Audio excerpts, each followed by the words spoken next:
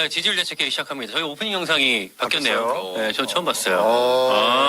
세련되네요. 그 저기 내란 피의자 그분 얼굴이 안 나오네 이제. 내란 피의자? 네. 누군데?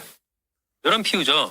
피의자. 내란 우두머리? 아, 수계? 네, 그쪽 당 얘기 아니고요 지금. 나 우리 당 얘기하는 줄 알고. 지금 대한민국 얘기를 하고 있습니다. 지금. 수계가 거의 2명으로 되려고 한다는 얘기가 있던데. 아니, 왜요? 지금 직전에 지금 개혁신당 내전 얘기하길래 아 이거 무당 얘기하는 건가 싶어가지고. 네, 망상이에요. 화들짝 놀랐어? 네. 아무튼 저희 지지율 대책회의 오프닝 영상을 바꿨고요, 여러분. 네, 많은 분들 지금 함께 해주고 계신데 어떻습니까? 이번 주 어떻게 보내셨습니까? 저는 네. 좋다 말을 뻔한 사건이 하나 있었습니다. 좋다 말 뻔한? 이게 좋다 말? 장예찬하고 연결이 있는데 어. 장예찬하고 수요일 날 제가 KBS 사사건건이라는 TV를 같이 출연합니다. 네. 근데 그날 딱 만났는데 형 넥타이 야 저 명품인데 딱 그러는 거예요.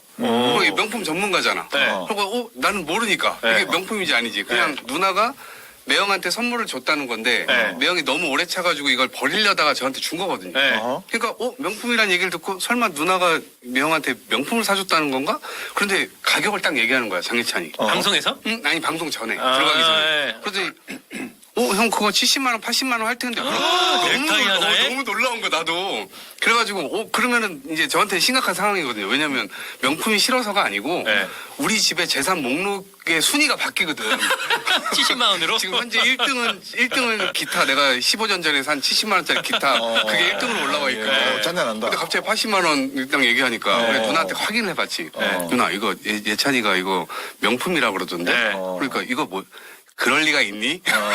알고 보니까 딱 보니까 짭이야? 메이드 인 차이나에 이제 짜배기 비슷한 그런 아, 거였던 거야. 뭐야. 그러니까 좋다 말을 뻔한 사건이다. 뭐 근데 뭐 집에 그 70만 원짜리로 재산 목록 순위가 바뀌어요? 80만 원으로 올라가는 거지. 아니 뭐 네. 혹시 그 외에 다른 코인이 있거나 그러신 건 아니고요? 컨맹이어가지고 내가 그런 걸 할 줄은 몰랐어. 그러니까- 주식 같은 것도 안 하십니까? 주식도 못해. 아니 돈 없다 그랬는데 알고 보니까 코인이 상당히 있었던 분도 계셨어갖고. 그렇지. 뭐 신발 다 단 것이어도 네. 알고 보니까 100억 부자고. 네, 약간 그러니까. 지금 그 자리에 앉아 있었던 사람이. 자 아무튼 이긴 최고는 이번 주 어떻게 보냈어요? 저는 방송에 하나 더 늘었습니다. 오! 그것도 CBS에서. 더 라커룸. 그렇지. 와. 한판 승부 마시고. 봤어요. 네. 네, 조갑재 우리 선생님하고 하는 거. 조갑재 보수의 원로라고 하시는 분과 네. 매주 화요일마다 네. 고정적으로 방송을 하게 됐습니다. 이번 주 한번 했는데 어땠습니까 소감? 너무 좋았고요. 네. 일단 그분이 부정선거 전문가더라고. 오. 부정선거론자들의 어떤 심리 상태, 네. 부정선거론자들이 이야기하는 논리 이런 것들을 정말 정확하게 간파하고 있고 그와 연결지어서 대통령의 지금 심리 상태가 어떠한지도 아주 정확히 일목요연하게 쭉 말씀해 주시는 거 보면서 한 명의 관객 같은 느낌이었어요. 제가 조갑재 전 편집장, 조갑재 기자한테 물었어요. 따로 이긴 최고랑 방송하시는데 어떠시냐. 했더니 그 전부터 내가 되게 좀 주목했던 사람이다. 이긴 되게 바르고 이 사람 좀 알고 싶었는데 이번 기회에 좀 알게 됐다라고 역시 우리 갑재 말씀하시더라고요. 형님.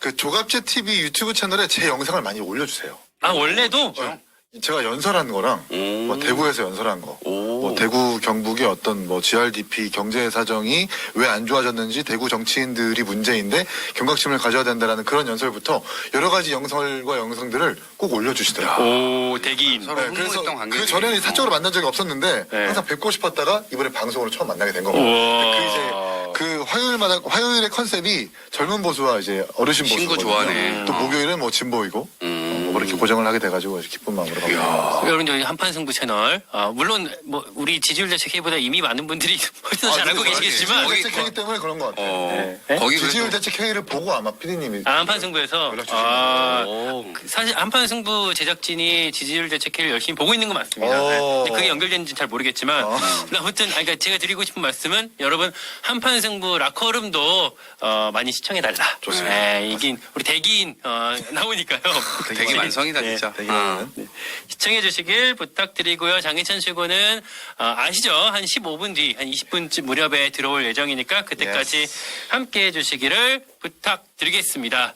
개혁신당 얘기는 일단 오늘 주제에도 없어요. 근데 아마 또 많은 분들 질문 주시면 어쩔지 모르겠지만 Yes. 나라 얘기를 좀 하겠습니다. 네.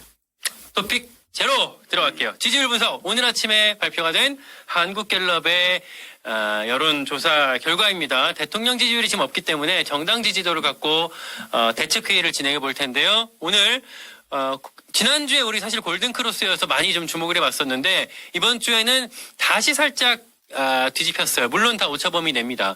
국민의힘이 1%포인트 내려가서 38%가 나왔고 민주당이 4%포인트 올라가면서 40%가 나왔어요. 다시 뒤바뀌었고 민주당이 조금 앞서는 결과까지 저희가 확인할 수가 있었습니다. 이동학 최고 어떻게 보셨을까요? 저는 탄핵이 되기 전까지는 일정 부분 저런 흐름으로는 계속 갈 것 같아요. 그냥 티격태격하면서 위아래로 그냥 올라갔다 내려왔다 하면서. 왜냐하면 지금도 여전히 보수 과표집이라고 하는 흐름은 그냥 계속 드러나거든요. 그래서 이게 진짜 뭐 보수 분들이 진짜 똘똘 뭉쳐가지고 계속해서 이제 전화를 받자 이런 것들을 나름 다 카톡으로 그냥 주고받고 있는 것 같습니다. 그리고 이제 중도 쪽이나 아니면 진보 쪽에 있으신 분들은 지금 굳이 이런 것들을 열심히 할 필요가 없다라고 하는 그런 심리적 상태가 계속 유지가 되고 있는 것 같고요. 이 위기의식이나 이런 것들이 좀 있어야 되는데 지금 자체는 사실 그런 건 안 보여요. 민주당 입장에서 민주당 네. 지지자들한테는 네, 오히려 그래서 저는 오히려 이제 당은 사실 굉장히 큰 자극을 받고 있다는 측면에서 지난번에 얘기했던 대로 쓴 맛을 지금 제대로 보고 있다. 그래서 오히려 더 좋은 자극제가 되고 있는 거고 국민의힘에는 굉장히 마약 같은 상황이 지금 발생되고 있는 거죠. 지난주에 네. 말씀 주셨어요. 네. 이런 결과가 민주당한테는 쓴 약, 국민의힘한테는 사약이 될 그렇습니다. 것이다. 네. 근데 나름대로 어쨌든 민주당 지지율이 소폭 상승한 건 맞잖아요. 그렇죠. 이 지점은 네. 어디서 기인한다고? 지난주 몇 %였죠? 지난주가 39대 36? 4% 올랐구나. 이게 왜 그러냐면 제가 볼 때 그냥 서부지법 난동이나 이게 약간 영향을 좀 미치지 않았을까 싶어요. 중도한테? 네, 오히려. 네. 이건 아니다. 뭐 이런. 네, 그리고 아마 다음 주 명절 때 이게 나오나? 근데 모르겠는데 어쨌든 다음 주에 여론이 되면 그것들이 더 반영돼가지고 조금 더 차이는 날 수 있을 것 같습니다. 자, 그 전에 한 가지 말씀 주셔도 과표진 얘기에 대해서 한국갤럽에서의 어떤 설명을 추가로 이번 결과에 덧붙인 게 있어요. 한때는 샤이, 지금은 과표집이라고 이제 붙였는데, 그러니까 그 말이에요. 그러니까 과표집이라고 얘기를 하는데, 과표집이라는 말 자체가 좀 부적절하다. 우리 여론에 대해서, 뭐, 누구는 보수고 누구는 진보고, 그러니까 애초에 이렇게 구분하고 있지는 않기 때문에, 우리가 예전에 늘 말하던 샤이, 샤이라고 표현했던 것과 사실 같은 말인데, 과표집이라고 말하게 되면 약간 오독을 할 수 있다. 그런 뜻의 표현이. 설명을 한국갤럽에서 붙였다라는 점까지 말씀을 드립니다. 네. 원래 과표집이라는 말을 김어준 씨가 처음 했대요. 이번 국면에서 이번 공연 말고 아주 과거에서부터. 어. 여론조사에서 그때까지는 과표집이라는 말이 없었다가 네. 표집 자체의 변동성이 크다라고 주장을 하면서 과표집이란 말을 김원준 씨가 했답니다. 그래서 이게 약간 여론조사상으로 정식적인 표현 같지만 어찌 보면 정치적 수사를 우리가 지금 흔하게 쓰는 걸 수도 있겠다는 생각이 그 들어요. 원래 과표집이라는 단어가 과정에선 들어갈 수가 없어요. 결과적으로 판단할 뿐이야. 그냥 그렇죠. 저건. 그렇지? 그렇기 때문에 저건 과표집을 의도했다고 볼 수도 없고. 그래서 지금 저런 해명이 나온 것 같고 저 해명은 일정 부분 맞는 것 같습니다. 그렇죠. 네. 당분간 전 여론조사를 안 보려고요. 이 김문수 지사가 진짜 1등을 하고 있고 그리고 탄핵 내란 일으킨 집권 여당이 정신 못 차리고 있는 건 맞잖아요. 그렇죠. 맞잖아요. 근데 저렇게 40% 가까이 계속해서 나온다는 조사. 그리고 갤럽뿐만 아니라 K스탯 리서치 강원도민일보가 그 의뢰한 전화면접 조사에서도 네. 처음으로 전화면접 조사에서 국민의힘이 민주당을 앞질렀어요. 전화면접에서 ARS가 아니라. 이거는 어떻게 해석해야 될지 잘 모르겠어요. 그러니까 우리가 지금까지 과표집도 염두에 뒀지만 결과적으로 이 탄핵을 보면서 이건 잘못됐다라고 생각하는 아주 강한 보수 지지층이 아주 농도가 짙게 밀도 있게 지금 결집을 하는 거고 적극적으로 전화를 받는 것밖에 안 되거든요. 거기에 더해서 민주당이 이 반사의 이익을 못 얻고 있다. 딱 그걸로 지금 계속 모든 여론조사에 똑같이 공통적으로 나타나는 현상 같습니다. 근데 그거를 우리가 안 읽고 넘어갈 수는 없는 게 뭐냐면 사실 결국 대선을 치러도 선거를 해도 말씀하신 어떻게 표현할지 모르겠지만 샤이, 과표집 이런 현상은 어차피 선거 때도 있죠. 당연히 발생하는 당연하죠. 거잖아요. 만약에 내일 선거 치렀을 때 이렇게 우리가 읽고 있는 과표집 혹은 샤이 이런 현상이 또 벌어진다 그러면 이런 상황에서 국민의힘이 당선될 수도 있는 그런 가능성이 있는 거 아닙니까? 일단 갤럽 같은 경우에도 지금 뭐 우리 당의 지지율이 1%밖에 안 되지만 네. 조국 혁신당이 사실 계엄 직전에는 한 12%까지 갔단 말이에요. 근데 이제 지금은 조국 혁신당도 3, 네. 개혁신당 1, 다른 정당에 대한 지지율은 잡히지 않고 양당으로 모이는 것을 보면 양 극단에 지금 아주 첨예하게 갈라져 있다는 걸 쫀쫀하게 알수 가는 있고. 거지. 그리고 대선이 사실 지지율이 또 저 의미가 없다고 주장하고 하고 싶은 게 뭐냐면 대선 투표율은 네. 75%는 항상 넘어요. 그렇잖아요. 그렇지. 그 즉 양당에서 얻는 30, 40% 그냥 지지층이 그냥 전화받고 있더라고 볼 수 없고 특히 오늘 서울역에서 양당이 그 기경에서 나갔다는 건 아니에요. 네. 근데 특히 국민의힘 의원 권성동 의원한테 소리 지르는 사람이 너무 많아가지고 플랫폼 자체를 못 내려갔대요. 그게 어쩌면 사실상 진짜 민심일 수 있는데 이 여론조사를 그렇게 착각하면 안 되겠다는 생각이 들어요. 그렇지. 선거, 그러니까 지금 저거는 내가 여론조사는 안 할 수 있거든. 그러니까 적극적으로 하는 사람들이 보수 과표집이라는 그 의미 속에는 보수 쪽에서 열심히 저 여론조사를 응답하고 있는 거고 이것은 기세를 잃지 않기 위한 스스로들의 노력인 거지. 근데 진보하고 중도는 지금 그럴 이유가 없는 거지. 맞아요. 네, 그러니까 근데 선거로 들어가게 되면 투표장에 갈 거란 말이야. 그럼 그랬을 때 이 보수 후보에게 과연 표를 줄 국민들이 몇 명이나 될 것인가. 현실적으로 내일 당장 투표한다고 했을 때. 저는 갔으면 결국에는 저쪽을 못 찍기 때문에 이쪽을 찍을 수밖에 없는 상황이 되지 않을까. 근데 이렇게 얘기를 하면 이제 되게 오만한 거 아니냐 뭐 이럴 수도 있는데 지금은 이 여론조사만으로는 어쨌든 자극을 좀 받으면서 좀 변화하기 위한 노력을 민주당에서 당연히 기울여야 되는 것이고 투표가 이루어졌을 경우는 저 여론과는 완전히 다른 결과가 나올 것이다. 그러니까 과표집이라는 말은 여론조사 자체가 조금 문제가 있다라는 어떤 뉘앙스가 뉘앙스. 담겨 있기 때문에 맞아요. 이제 아마 저런 해명을 했던 것 같고 다만 말씀하신 것처럼 어떤 투표 그러니까 여론조사에 참여하는 주체들한테 의지의 차이는 있을 수 있다. 그렇죠. 의지의 차이가 언제나 좀 달라질 수 있으니 그 의지의 차이까지 읽으려면 여러분 지지율 대책 회의를 보셔야 합니다. 이런 걸 설명해 주는 데가 없어. 기가 막힌 빌드업이었다. 빌드업 진짜 오졌다. 네, 여러분 다음 주에도 꼭 보셔야 됩니다. 그걸 글로 지지율 대책 빼네. 야. 네, 여기까지 하고 토픽으로 들어갈게요. 토픽. 예. 참 저는 모르겠어요. 지지율 대책 할 때마다 이렇게 각 잡고 토픽 얘기를 최대한 좀 줄이고 좀 편한 얘기들을 많이 좀 하고 싶은데 토픽이 너무 많고 너무 세. 너무 많아. 어제도 너무 많이 터졌어. 안 할 수가 없어요. 저 진짜 이 뉴스를 좀만 안 보면 네. 방송에서 할 말이 없더라고. 모르겠어서. 내가 모르는 이슈가 금방금방 훅훅 지나가니까 너무 어렵더라고요. 저도 어제만 해도 이제 오늘 지지율 대책기를 준비하기 위해서 어제도 열심히 좀 이제 스터디를 할 거 아닙니까? 취재도 열심히 하고. 저 어제 낮 정도까지 쭉 이런 질문 해야겠다 준비를 해놨었는데 또 밤 상황 되니까 또 바뀌어. 특히 헌재 변론이 이제 있으니까 그 변론은 그리고 바로 생중계가 되는 게 아니라 나중에 풀어주니까. 네, 변론 끝나고 나서 그러니까 일단 변론 안에 이제 법조 기자들 몇 명만 들어가서 이제 속보로 튀어주지. 타이핑을 해요, 워딩을. 타이핑을 한 걸 갖고 속보 기사가 나오는 거고. 그렇지. 이 변론이 끝난 다음에 약간 일정 시간이 지난 다음에 헌법재판소에서 이제 언론사에다 이제 풀 이렇게 공유를 해주고 그럼 그 언론사에서 지금 여러분 보고 계신 이 화면을 원소스가 들어온 걸 갖고 각 언론사에서 또 가공을 해서 보도를 하기 때문에 몇 가지 시간이 또 걸리거든요. 그리고 나면 이제 밤이 되는 거예요. 그렇지. 근데 이걸 보고 또 추가적인 내용들을 또 이렇게 다뤄야 되기 때문에 와 요새 뭐 할 게 많습니다. 무한궤도네, 무한궤도. 무한궤도. 매주 지금 이래야 된다는 건데. 그렇죠. 내용을 보면요. 어제는 근데 토픽 1 들어갈게요. 토픽 1. 웃겼어. 요원들을 끌어내라. 어제 되게 긴 변론이 있었고 변론에 우리가 뜯어봐야 될 내용들이 너무 많았고 우리 오늘 썸네일에도 이제 윤석열, 김용현의 궤변이라고 다뤘지만 각각의 내용과 전략에 대해서 살펴볼 게 많은데 어제 가장 핫 토픽 한 뉴스는 요거였어요.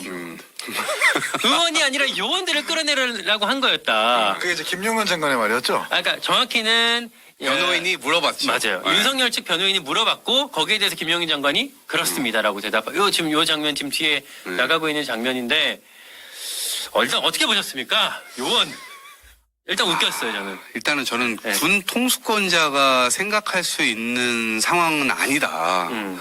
자신의 지시가 부당하기 때문에 이 요원들이 안 들을 것이라는 가정하에 이 지시를 내렸다는 거 아닙니까? 그런데 말을 안 듣고 들어가가지고 막 끌어내려고 하니까 그 요원들을 끌어내라라고 다시 누군가에게 지시를 하는데 요원과 요원이 충돌하는 거 아닙니까 그러면? 이준석 의원이 그런 네. 얘기 했더라고요. 그럼 요원들이 들어가서 자기 머리 그냥이 잡고 자기 나와야 되는 거냐. 그러니까 요원은 군인이잖아. 그렇죠. 자, 군인을 끌어내라. 네. 자, 군인이 들어가는데 군인을 끌어내라. 그럼 이렇게 나오는 거야. 도끼로 물을 부수고 요원들을 끌어내라. 이거 4인 1조로 요원들을 끌어내라. 근데 창의적이긴 하지 않아요? 저는 너무 이런 생각을 어떻게 할 수 있을까 좀 그러니까 신기하긴 했어요. 바이든 날리면에 지금 연장선인 것 같고. 네, 그때도 신기했어. 그렇지. 네. 그리고 나는 막 어제 그런 짤도 돌잖아요. 막 살짝 반성하게 됐어. 뭔데 뭔데. 진짜 창의적이어가지고 창의적. 우린 멀었다. 아, 우린 멀었다. 우린 멀었죠. 어떻게 대국민적으로 이런 상상력을 보여줄 수가 있는가? 야, 우린 멀었어. 막 그런 짤 돌잖아요. 막 김건희 여사가 여보 뭐 계란 좀 사와 그랬는데 내란을 해버렸다는 막 그런 류의 약간 이상한 해명을 지금 헌법재판소에서 하고 있는데 대통령이 지금 전략을 물론 당연히 전 탄핵돼야 된다고 생각하지만 전략을 지금 너무 잘못 세우고 있어요 사실. 일단 변호사도 너무 이상하고 김용현 장관도 이 요원 의원도 문제지만 그러니까 봉쇄를 하지 않았다라는 변명도 하더라고요. 우리는 국회의원들이 자유롭게 들어갈 수 있게 국회 봉쇄를 하지 않았다. 그랬으면 어떻게 담을 넘겠습니까? 막 이런 얘기를 헌법재판소에서 하고 있는 거야. 그러니까 이 징계소송이나 형사재판과 헌법재판은 완전히 다른 거잖아요. 이 징계소송이랑 형사재판은 과거에 본인이 했었던 일에 대한 작업에 대한 평가이고 탄핵은 이 사람한테 계속해서 대통령 직위를 부여해도 되는가 마는가 장래를 내다보는 건데 이 김용현 장관도 그렇고 대통령도 그렇고 형사재판처럼 헌법재판소 일을 좀 임하는 것 같아요. 정확하게 인정할 건 인정을 하고 여기서 이제 다음에 어떻게 우리가 똑같은 일을 반복하지 않을 것인가에 대해서 주안점을 맞춰갖고 이야기를 해야 되는데 의미를 바꾸고 해석을 바꿔가지고 마치 형사재판에서 뭔가 자기는 무혐의다라고 하는 것처럼 이 헌법재판소 일을 좀 임하다 보니까 이렇게 어설프고 이상한 장면들이 좀 나오는 것 아닌가. 일부라도 감량을 받아보려고. 네, 근데 결국 이제 탄핵은 되면 파면이지만 헌재는 두 개밖에 내란죄는 없으니까. 무기징역 또는 사형이기 때문에 어쩌면 김용현 장관과 대통령 입장에서는 내란죄부터 어떻게든 하고 싶을 거예요. 근데 공수처의 수사 권한을 아니라고 좀 거부하고 있으니까 헌법재판소를 통해서 내란죄를 어떻게든 돌파하려는 심리가 있는 거지. 네, 그런 연유에서 나오는 아주 해괴한 촌극이 아닐까 싶어요. 그러니까 몸은 헌법재판소에 와 있지만 머릿속은 내란죄에 대한 그렇죠. 형사재판에 대한 고민을 하다 보니 이런 말이 파면돼봐야 나온다. 그만이지만 내란죄에서 무기징역 당하면 그거 어떻게 할 거예요? 전 추가로 그것도 있겠지만 이 영상은 바로 실시간 중계는 아니지만 그 지지자들한테도 다 결국 가게 되는 거잖아요. 그렇죠. 지지자들을 향한 어떤 시그널, 지지자들한테 명분을 제공하는 그런 내가 이런 말 하고 있으니 들어달라라고 지지자들한테 어떤 선동 혹은 여론전하고 있는 거 아닌가 이런 생각도 들던데. 김용현 장관의 태도가 딱 그랬어요. 지금 되게 짜고 치는 모습이 그냥 다 보였잖아요. 이거 이렇게 생각했던 거 맞죠? 지금 말씀 듣고 보니까 그렇습니다. 뭐 이런 식의 대화를 네. 나누잖아요. 그러니까 약간 끝까지 어쨌든 대통령의 이 모양에 자기의 어떤 모든 것들을 다 맞추겠다. 이러한 시도나 태도가 그냥 딱 보였거든요. 그게 지지자들한테는 야 저런 태도를 취해야 된다. 지금 윤석열의 모든 걸 다 맞춰야 된다. 근데 사실은 국민의힘이 지금 망해갔던 과정이 딱 그 재판에서도 아주 짧은 시간에 나왔는데 2년 반 동안 사실 5살 얼치기 어린아이가 해달라는 대로 지금 다 해준 거 아니에요. 국민의힘이. 이게 잘못됐을 때 야 이거 하면 안 돼 이렇게 했어야 되는 건데 그게 아니었잖아요. 모든 걸 다 맞췄어요. 지금 재판에서도 김용현 장관의 태도가 딱 그런 스탠스거든요. 둘 다 같이 망하는 길인데 제가 볼 때 둘 다 같이 망해도 괜찮다고 생각하는 것 같아요. 왜냐면 이렇게 어쨌든 뒤가 없어. 파면 아니면 뭐 그냥 살아나는 건데 파면을 당하지 않는 방법으로 최대한 이거 밀어봤다가 어쨌든 그거잖아요. 그냥 최대한 파면 안 당하면 다 사면해 줄 거 아니에요, 윤석열이. 그렇기 때문에 어차피 뒤가 없기 때문에 파면 당해도 나중에 뭐 자기가 정권 재창출해가지고 다시 다 사면해주고 이런 계산들이 지금 머릿속에 있는 것으로 그러니까 보여요. 우리 그 전까지 생각했었던 많은 사람들이 예상했었던 이제 김용현과 윤석열 간에 뭐 서로 진실공방 벌이고 뭐 네가 잘못했네 네가 우두머리네 내가 우두머리네 이런 그림이 안 그려졌던 게 말씀하신 것처럼 김용현 전 장관이 약간 제2의 장세동 전략 맞아요. 완전 그러니까 완전 거기 이제 내가 했다고 본인이 이제 총대를 매는 그런 상황이 어제 펼쳐진 건데 지금 이제 이동학 최고 말씀은 나중에 사면을 노리는 결국 그렇죠. 한 배를 탐으로써 내가 오히려 좀 이제 좀 거기 의지하는 본인이 앞세워 나가면서 의지할 수 있는 그런 모르겠어요. 이렇게 전략이 좋은 전략인지 모르겠지만 이런 전략을 택했다고 보시는 것 같고 이긴 최고는 어떻게 보셨어요? 아 근데 그건 전략이 될 수가 없는 게 네. 그 비상계엄 그러니까 비상입법기구 쪽지를 누가 건네주느냐도 어저께 헌법재판관에서 약간 쟁점이었거든요. 근데 그게 누가 건네줬다가 중요한 게 아니라 그 내용을 인지하고 있었느냐. 네, 결국 그렇지. 그것을 인지한 그게 미필적 고의라 하더라도 그 내용까지 다뤄질 것을 예고하고 혹은 인지를 하고 계엄을 선포를 했다면 이건 그냥 내란이거든요. 그래서 뭐 쪽지를 누가 건네줬다 만다. 그리고 김영현 장관이 내가 뭐 총대를 메고 수방사에 대한 이거 보고도 없이 군작전을 뭐 지휘를 했다. 이렇게 하더라도 파면을 면치를 못할 것이다. 그냥 그냥 그릇된 충성심에 의해서 자기가 총대를 매겠다라는 것밖에 안 되는 것 같고 대통령 입장에서는 내란죄부터 어떻게든 처리하자라는 아까도 얘기했지만 머리는 헌재에 있는데 이제 마음은 발은 공수처에 있는 거지. 내란죄에 있는 거지. 아마 그 대비를 하느라고 이렇게 부정확한 이상한 모습들이 좀 보이는 것 같아요. 그러니까 나름의 이제 티키타카가 그 김윤 두 사람 사이에서 있었던 건데 그 티키타카도 결국에는 머릿속에 형사재판이 있기 때문에 티키타카를 당연하죠. 치고 있는 것이다. 당연하지. 그러니까 그 둘 사이에 저는 어떤 이렇게 신뢰가 있을 수 있다는 것도 좀 신기하더라고요. 그러니까 둘이 지금 말을 맞출 수 없는 환경에 있는 거예요. 어쨌든 구속이 됐으니까. 근데 이렇게 윤희 신문하고 김이 답하는 그 그림이 어떻게 펼쳐질 수 있었던 건지 저는 그것도 궁금하더라고요. 그러니까 수방사가 뒤 운동장에서 외곽을 지키고 있고 특수전사령관이 국회 본청 들어가가지고 지휘하고 있는 거는 대통령한테 보고를 했습니까라고 소추인 측에서 물어보니까 안 했습니다. 제가 지시했습니다라고 총대를 매더라고요. 그러니까 이걸 보고 글쎄 이걸 나중에 파면을 막고 자신의 사면을 꾀하기 위한 빌드업이라기보다는 정말 대통령을 좋아하는 김용현 장관의 독단 행동인 것 같아요. 팬이에요, 팬? 팬인 것 윤석열 같아. 팬? 네. 그러나 너도 대란이다. 씨. 뭐 이런 거지. 어쩔 수 없지.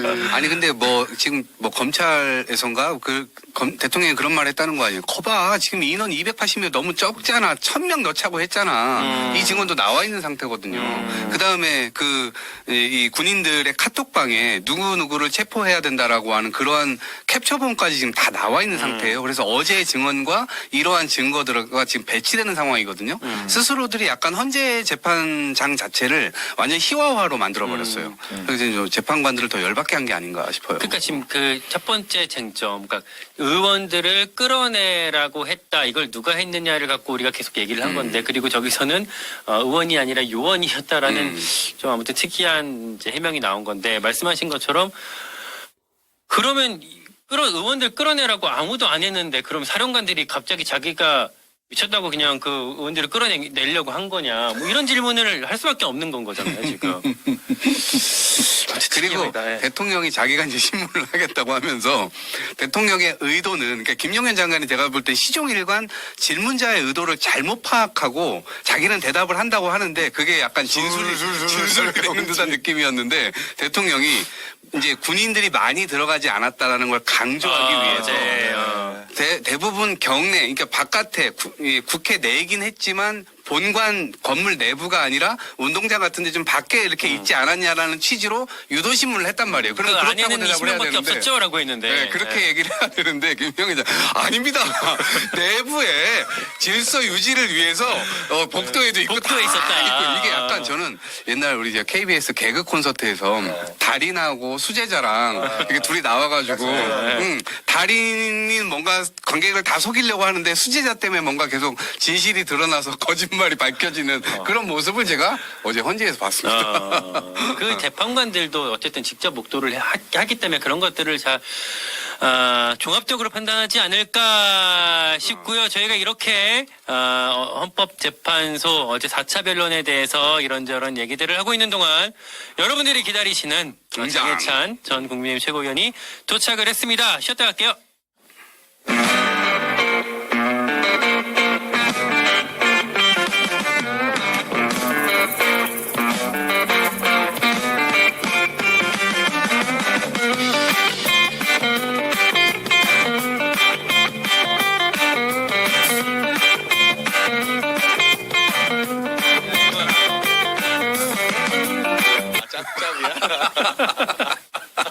우리 소리 나가고 있었구나. 우리 아까 말씀 잠깐 드렸던 거, 그 넥타이는 짝퉁으로. 그래요? 제가 이번에 방송 KBS 같이 했는데 이동학 최고가 톰 브라운 넥타이를 메고 와서 톰 브라운이었어요. 네, 그래서 아니 어떻게 민주당에서 그런 걸 멜 수 있냐 난리 나지 않냐 라고 걱정해줬거든요. 그러니까 국민의힘에서도 난 톰 브라운 넥타이는 못 본 것 그게 같은데. 흰색, 곤색, 빨간색 요 줄 세 개 삼선. 있는데 그게 약간 색깔이 그 비슷해. 가로여거나 뭐 이렇게 되게 많은데 그래갖고 내가 누나한테 사진 찍어가 누나 이거 명품이야 해가지고 보냈거든 카톡으로. 매형 거였다 하더라고요. 그럴 리가 있냐 하면서. 우리 명품 전문가, 패션 전문가 이제 장혜찬 네, 최고가 패션 블로거 장혜찬입니다. 오늘도 또 저 여기 안에 피모 브랜드 지금. 네, 뭐 그렇게 큰 관심을 가지지 마세요. 네. 명품남이야 명품. 전 자유롭게 살고 있어요. 명품남이야. 자유롭게. 네. 패션 블로거로도 또 먹고 살 수 있으니까. 패션 블로거 기대하고 있겠습니다. 아무튼 저희가 지금 나누고 있던 얘기 어제 4차 변론에 대해서 얘기를 하고 있었고 오늘은 댓글이 안 보이네요. 우리 모니터에 댓글 상황이 안 보인다는 거 좀 체크해 주시고요. 네. 네. 아무튼 그 얘기하고 있었습니다. 의원들을 설치 안 돼서 저희가 볼 수가 없대요. 네. 뭐 본인들 걸로 핸드폰으로 봐주시면 될 것 같습니다. 왜냐면 이분들이 저 욕하는 거 보는 재미가 쏠쏠하기 때문에. 욕하는 것도 봐야 되고 여러분 저희 커피 쿠폰. 아니, 이게 악플을 되게 창의적으로 재밌게 달아. 맞아. 맞죠. 그러니까 보는 맛이 있어요, 우리 이 CBS는.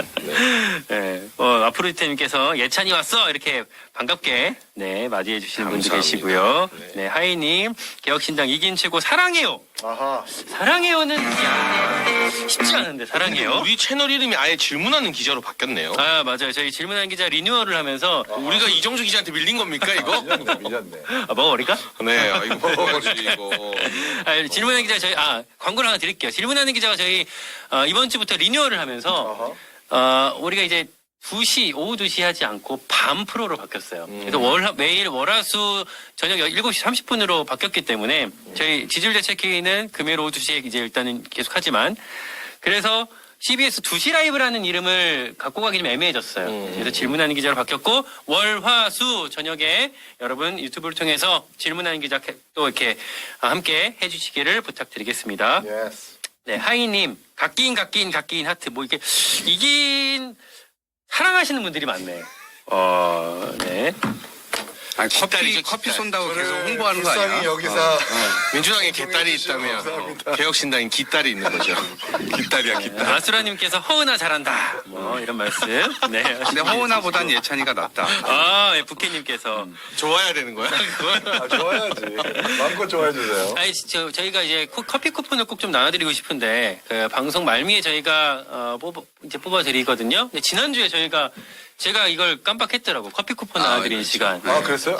그랬죠. 네, 저희 이슈를 한참 얘기하다 보니까 오늘은 꼭 막판에 좀 커피 쿠폰 저희가 쏘도록 하겠습니다. 방송하면서 중간중간에 조금 체크 좀 해주세요. 혹시 예. 나눠드릴 분들이 있으면 예스. 체크해 주시기를 부탁드리고 저희가 나누는 얘기는 그거였습니다. 의원들을 끌어내라라는 그 쟁점에 대해서 의원이 아니고 요원이었다. 왜? 살짝 웃을랑말랑 하는 것 같은데? 전혀요. 저 이 이야기 안 그래도 앞에 방송에서도 많이 하고 왔어요. 어제 오늘 이게 계속 이슈였으니까 네. 밤방송부터. 네. 근데 이제 제가 말하면 네. 야 너 장혜찬 너 아무리 그래도 또 그걸 막 민감하게 막 할 텐데 네. 오늘 아침 조선일보 기사가 났습니다. 기사. 네, 오늘 조선일보 기사에 보면 곽종문 전 특정사령관이 구속되기 전에 그 민주당의 김병주 의원이라고 있어요. 장군 출신의. 주블리. 네, 그런 별명이 있나요? 본인 유튜브 채널 이름이 주블리. 그래요? 네. 굉장히 역하네요. 그 김병주 의원과 그 유튜브를 찍었나 봐요. 맞아요. 그 주블리에서 나온 거예요, 그게. 그래요? 네. 그래서 난 그 감성이 정말 이해가 안 되네. 그 86 꼰대 감성. 뭐 자기 이름 뒤에 분리 붙이고 왜 그러나? 네, 곽종근 사령관이 군복 입고 같이 찍은 거잖아요. 맞아요. 그래서 다시 본론으로 돌아가면 일단 그 장군들이 민주당 정치인들 유튜브 찍는 것 자체가 비판의 소지가 있었는데 거기서 곽종군 전 사령관이 아예 잘못 들은 게 아니라 명확하게 요원들을 끌어내라는 지시를 받았다라고 해요. 그건 영상이 남아 있어요. 지금도 보면. 그 영상 저도 방금 직전에 보고 준비해달라고 부탁드렸는데 혹시 있나요? 그 요원들이라고 한 거. 들으시죠. 이렇게 좀 빼내라. 우리는 안 되는 이쪽에도 좀. 지시를 국회의원들을요. 근데 저렇게 얘기를 하고 본회의장에 수정하잖아요, 있는 다시. 국회의원들을 그 수정을 김병주 의원이 밖으로 끌어내라. 그 지시를 받았는데 그러면 좀 오늘부터 뭔가 아니야. 영상이 달라지는데? 국회의사당 안에 있는 인원들을 의원들을 밖으로 요원이라고 빼내라. 아무리 해도 사실 앞뒤 맥락이 안 맞죠. 지시를 국회의원들을요. 예. 본회의장에 있는 국회의원들. 우리 얘기 나가고 있을 거예요. 그 지시를 나가고 있어요. 받았는데 나가고 있고 저 음성이 우리한테 수음이 안 됐는데 저희가 지금 저 영상이 저희한테 들리진 않았는데 네. 방송에서 나왔겠죠. 네, 네. 그러니까 일단 그거잖아요. 그러니까 저 곽종근 특전사령관이 요원들을 끌어내라고 이제 요원들 빼라는 지시를 받았다라고 저기서 이거는 뭐 애매하진 않아요. 정말 명확하게 요원이라고 해요. 그러니 김병주 의원이 옆에서 국회의원 말하는 거죠 하면서 그 유도를 합니다. 그러니까 곽종근 전 사령관이 그때 예 하면서 이렇게 이 답이 바뀌게 된 건데 그러니 처음에 저 영상이나 조선일보 기사가 없었다면 이거 좀 무리한 주장 아니냐라고 생각할 수 있겠지만 저 영상 자료가 명확히 남아있기 때문에 요원들 빼라는 지시를 김병주 의원이 옆에서 국회의원이라고 자기가 정정하면서 코칭을 했고 곽종근 전 사령관은 본인의 책임을 면하기 위해서 이제 민주당 쪽에 거의 투신한 것이나 다름없기 때문에 그렇게 몰아간 거 아닌가라는 일각의 주장에도 저는 아주 일리가 없는 건 아니다. 그리고 이게 제 개인 주장이 아니라 또는 김용현 전 장관 주장만이 아니라 그래도 보수지로 평가받지만 공신력 있는 매체라고 인정하는 조선일보에서도 해당 사안을 저렇게 기사화했다는 점에서 이거는 공방의 대상이지 아예 말도 안 되는 주장은 아니라고 생각합니다. 네, 이동학 최고가 하고 싶은 말씀이 있으신 것 같아요. 아니 그러니까 이제 저게 저런 증언 비슷한 유사한 증언을 하는 사람이 6명이거든요. 장군들만. 장군들만 6명이. 왜냐면 그때 대통령께서 되게 바쁘셨던 것 같아요. 한 번 전화한 게 아니라 2번, 3번씩 전화합니다. 그래서 그 사람들이 복수로 여러 차례 전화를 받았다는 이미 증언을 검찰에서 다 했고 그 증언이 지금 그런 겁니다. 4인 1조로 끌어내라. 근데 그 요원을 4인 1조로 끌어낼 수는 없잖아요. 앞뒤 맥락이 안 맞는 문제고 도끼로 문짝을 부셔라. 그다음에 총으로 문을 쏴서 끌어내라.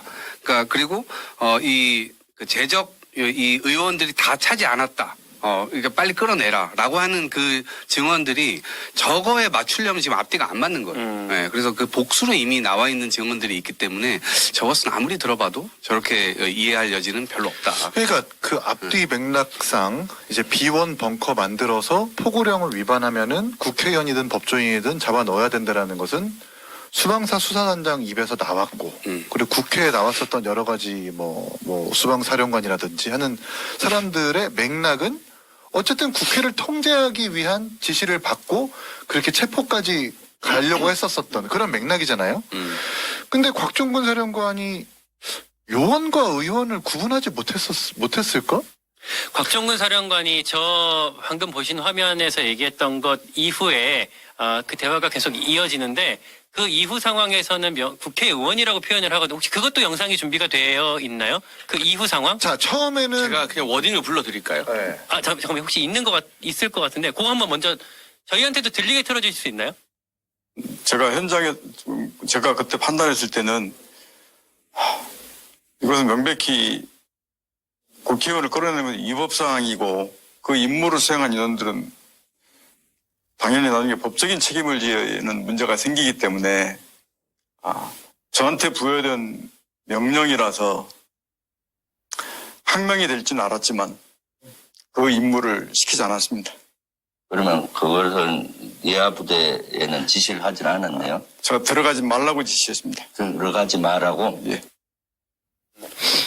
그러니까 아까 처음에 곽종근 특전사령관이 요원이라고 이제 얘기를 했고 거기에 대해서 옆에 두 사람이 의원이란 말이죠라고 하면서 그 다음부터 의원이라고 이제 표현이 됐던 건데 제가 느끼기에는 처음에 곽종근 사령관이 말했던 요원이라는 표현은 그러니까 국회의원이라는 표현 사실 이 군인들의 입에는 국회의원이라는 표현보다는 요원이라는 말을 많이 쓰다 보니까 약간 처음 그 말 자체가 좀 헷갈려서 썼던 게 아닌가 싶은데 근데 제 느낌이에요. 맥락을 그거는. 보면 그렇진 않아요. 이게 처음 발언에서 김병주 의원이 뭐라고 하냐면 국회 안으로 들어온 병력들이 본회의장으로 밀고 들어왔다. 그때 보고받거나 상급 부대로부터 지침받은 건 없냐고 하니까 이 곽종근이 이렇게 말합니다.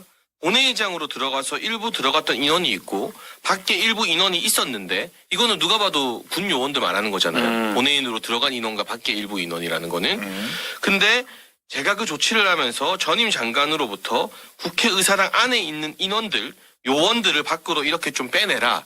이런 지시를 받았다라고 말을 하거든요. 그러니까 적어도 이제 그 뒤에 국회의원이라고 말한 거 명확하게 김병주 의원이 국회의원들은요 국회의원이죠라고 유도신문을 하면서부터고 요 맥락에서는 국회 본회의장 안팎에 있던 요원들을 밖으로 빼내라는 걸로 말한 건 맞아요. 그러니까 어떻게 보면 중복 지시로 의원들에 대한 어떤 뭐 행동을 빼내라는 지시가 더 있었는지 여부는 모르겠지만 요 발언 자체가 단순한 말실수나 호칭 실수로 보이진 않아요. 앞뒤 맥락을 보면. 근데 이제 방금 우리 지지율 대책회의 영상으로도 공개된 저 곽종건 사령관의 이야기를 보면 자기는 누군가로부터 국회의원을 끌어내라는 지시를 받은 주체인데 자기가 아무리 생각해도 국회의원을 잡아들이는 건 불법 소지가 있어가지고 그렇게 안 했다라는 거잖아요. 그 맥락에서 이제 의원인지 요원인지 되게 불분명한 거죠. 근데 장예찬 최고의 저 기사에 따르면은 밖에도 군인이 있었고 안에도 군인이 있었는데 밖에 있었던 군인과 곽종근 사령관이 안에 있는 요원들 끄집어내 라고 해석할 여지도 있는 건데 저 맥락상으로는 국회의원은 뭔가 체포하라고 지시는 받았던 상태. 그 중간에 지금 접점이 정확하게 불분명하다. 인 것 같아요. 근데 이 기사나 곽종근 사령관의 저 말만큼 헌법재판소에서 저렇게 내밀하게 이야기가 다뤄지지는 또 않았어. 그래서 좀 더 이렇게 뭔가 뭐랄까요? 더 쟁점화되고 있는 것 같다. 왜냐면 지금 그 장혜찬 최고가 말씀하신 조선일보 기사가 오늘 12시 38분에 나왔어요. 그러니까 우리 방송 직전에 나왔고 그리고 제가 알기로 이 정치판에 이 조선일보 기사가 나오기 직전에 이호에게 돌았어요. 저 돌면서 이걸 좀 확인을 했는데 아마 지금 말씀하신 요 부분이 아마 이제 오늘 내일 조금 이제 뭐 방송이나 이런 데서 많이 화제가 될 것 네. 같아요. 그러니까 이제 다만 한 가지 더 말씀드리고 싶은 건 곽종근 전 사령관은 그 특전사령관 부하 장수의 증언에 따르면 본인이 공포탄 쏘라는 지시를 했다는 장본인입니다. 그런데 자기의 책임이 그럼 되게 중해지잖아요. 그 책임을 감하기 위해서 민주당 의원들이 원하는 대로 대통령이나 상급자로부터 부당한 지시를 받았다고 오염된 진술을 할 개인적 맥락이 저는 충분히 있다고 보여집니다. 네, 아무튼 그럼에도 불구하고 저는 아무튼 아까 말씀하신 것처럼 그 곽종근뿐만 아니라 뭐 이진우 수방사령관이라든지 홍장원 국정원 2차장이라든지 홍장원 차장은 사실 어떻게 보면 이번 국면에 어떤 스타적인 그렇죠. 이미지도 같이 좀 쌓고 가는 거 아닌가 싶기도 한데 그렇죠. 뭐 이번에 다 잡아들여서 다 끌어내라라는 지시를 직접 받았다라는 거 아닙니까? 맞아요. 윤 대통령한테 전화를 직접 받았고 네. 그때는 목적어가 없었다는 얘기를 했어요. 대통령은 목적어를 얘기하지 않았어요. 네, 그리고 그거를 여인영 방첩사령관하고 그 뒤에 바로 전화 통화를 하면서 그 얘기가 이 얘기였구나라는 걸 알게 됐던 그게 불러줬던 게 14명의 명단이라는 것이고 거기에 이제 우원식 국회의장, 야당 대표 이재명, 그다음에 여당 대표 한동훈 등등등 해가지고 거기에 이제 14명 현직 판사들 포함해가지고 그렇게 있다는 것을 그때 이게 적다가 도저히 말이 안 된다 이거는 대한민국에서 이런 일이 벌어지면 안 되는 거 아니냐 이런 생각을 했다는 것이고 그거는 이제 국회에서 막힘없이 증언을 하게 되면서 그리고 실제로 자기 대통령 좋아했고 시키는 건 모든 걸 다 하고 싶어 했다는 취지로 또 얘기를 했는데 그런 측면에서 대한민국이 이러면 안 되는 거 아니야라는 측면에서 이 사람이 진짜 애국자고 진짜 진정한 보수다 이런 생각을 하기도 했고요. 그것도 혹시 영상 있죠? 홍장원 2차장이 저 원래 대통령 좋아했습니다. 그 영상도 한번 잠깐 보고 갈게요. 저 대통령 좋아했습니다. 시키는 거 다 하고 싶었습니다. 근데 그 명단을 보니까 그거는 안 되겠더라고요. 방첩사 수사관과 국정원 조사관들이 뛰어들어서 수갑 채워서 벙커에 갖다 넣었다. 대한민국이 그러면 안 되는 거 아닙니까? 그런 게 매일매일 일어나는 나라가 하나 있습니다. 어디? 평양. 그런 일을 매일매일 하는 기관 어디? 북한 보위부. 야, 저는 이게 작정하고 엊그저께 얘기를 청문회 때 얘기인데, 저 이거 보면서, 뭐랄까, 이 사람의 논리나 그 증언, 이 내용도 내용이지만, 뭐랄까, 말하는 스타일 같은 게, 약간 우리 옛날에, 댓글 사건 때 윤석열 당시 검사가, 저 사람에 충성하지 않습니다. 뭐 이런 얘기했던 것처럼 나중에까지는 회자될 수 있는 영상 아닌가 싶더라고요. 저 홍장원 차장이 707 특임대 중대장까지 하고 보통 얘기가 아닌 사람으로 익히 알려진 사람이긴 합니다. 국정원 차장까지 가면서 이제 대단히 아주 높은 보직까지 올라가고 있는 사람인데 저 말에 사실 거짓은 없어 보여요. 직접 그런 지시를 들은 것도 맞고 방첩사령관으로부터 이상한 이 체포서를 듣고 이건 아니다 싶어가지고 저렇게 이야기했다는 건 아니에요. 근데 저기서 뭔가 보위부 얘기를 하거나 평양에 빗대는 것까지는 안 해도 그러니까 수사잖아요. 그런 네, 거. 그거는 사실 네. 어찌 보면 정치적 수사로 보일 수 있는 거잖아요. 이걸 굳이 그냥 평양과 보위부에 빗대가지고 저렇게 이야기할 필요 없고 나에게 정확히 14명 정도의 체포 지시가 있었었고 그건 누구누구였으며 그것은 아마도 대통령으로도 그런 것 같다. 그 여인형 방책사령관에게 전달된 것 같다라는 정도만 해도 파괴력이 있었을 텐데 약간 저는 뒤에 좀 뭐라 그럴까요? 수사가 붙어가지고 좀 아쉬운 면이 없지 않아 있었습니다. 제가 제가 어떻게 보셨어요? 이 반대 입장을 좀 설명해 드리면 일단 조태용 국정원장과 홍장원 전 차장 사이에서 진실 공방이 한번 붙었어요. 국정원장에게 보고했냐 안 했냐 여부로 홍장원 차장은 보고했다 했고 조태용 원장은 보고 안 했다 했어요. 근데 국회 청문 특위에서 두 사람 동시에 있는 자리에서는 홍장원 전 차장이 자기 기억의 오류를 인정했습니다. 보고 안 했다라고. 보고 안 했다 그랬나요? 조태용 국정원장에게 제가 확인한 보도로는 그러니까 일단 그런 부분에 있어서 일단 조태용 국정원장의 적어도 보고와 관련된 저건 정치 체포랑은 별개의 부분입니다만 그 부분은 조태용 원장 쪽이 팩트에 맞는 이야기를 했고 홍장원 전 차장도 말이 바뀐 경우가 있어요. 그리고 정치인 체포 지시에 대한 명령 12월 6일 오전까지는 어느 누구도 언급을 안 했어요. 근데 갑자기 조선일보에서 홍장원 발로 단독 기사가 나와요. 12월 6일입니다. 그게. 그래서 국정원장이 홍장원 차장에게 전화로 물어보니까 홍장원 차장이 뭐라고 대팠느냐? 오보다. 그래서 국정원에서 공식적으로 조선일보 기사는 오보라고 발표를 했어요. 근데 1시간 뒤에 국회 정보위에 모여서는 홍장원 전 차장이 사실 이 순간까지는 나만 알고 있었다라고 말을 해요. 그러니까 이걸 조선일보에 기사를 내고 국정원장이 물어보니까 아니라고 했다가 다시 국회 나와서는 맞다고 하는 과정에서 말이 여러 번 바뀌었어요. 그리고 홍장원 전 차장이 윤석열 대통령에게 직접 체포 명단을 받은 건 아니에요.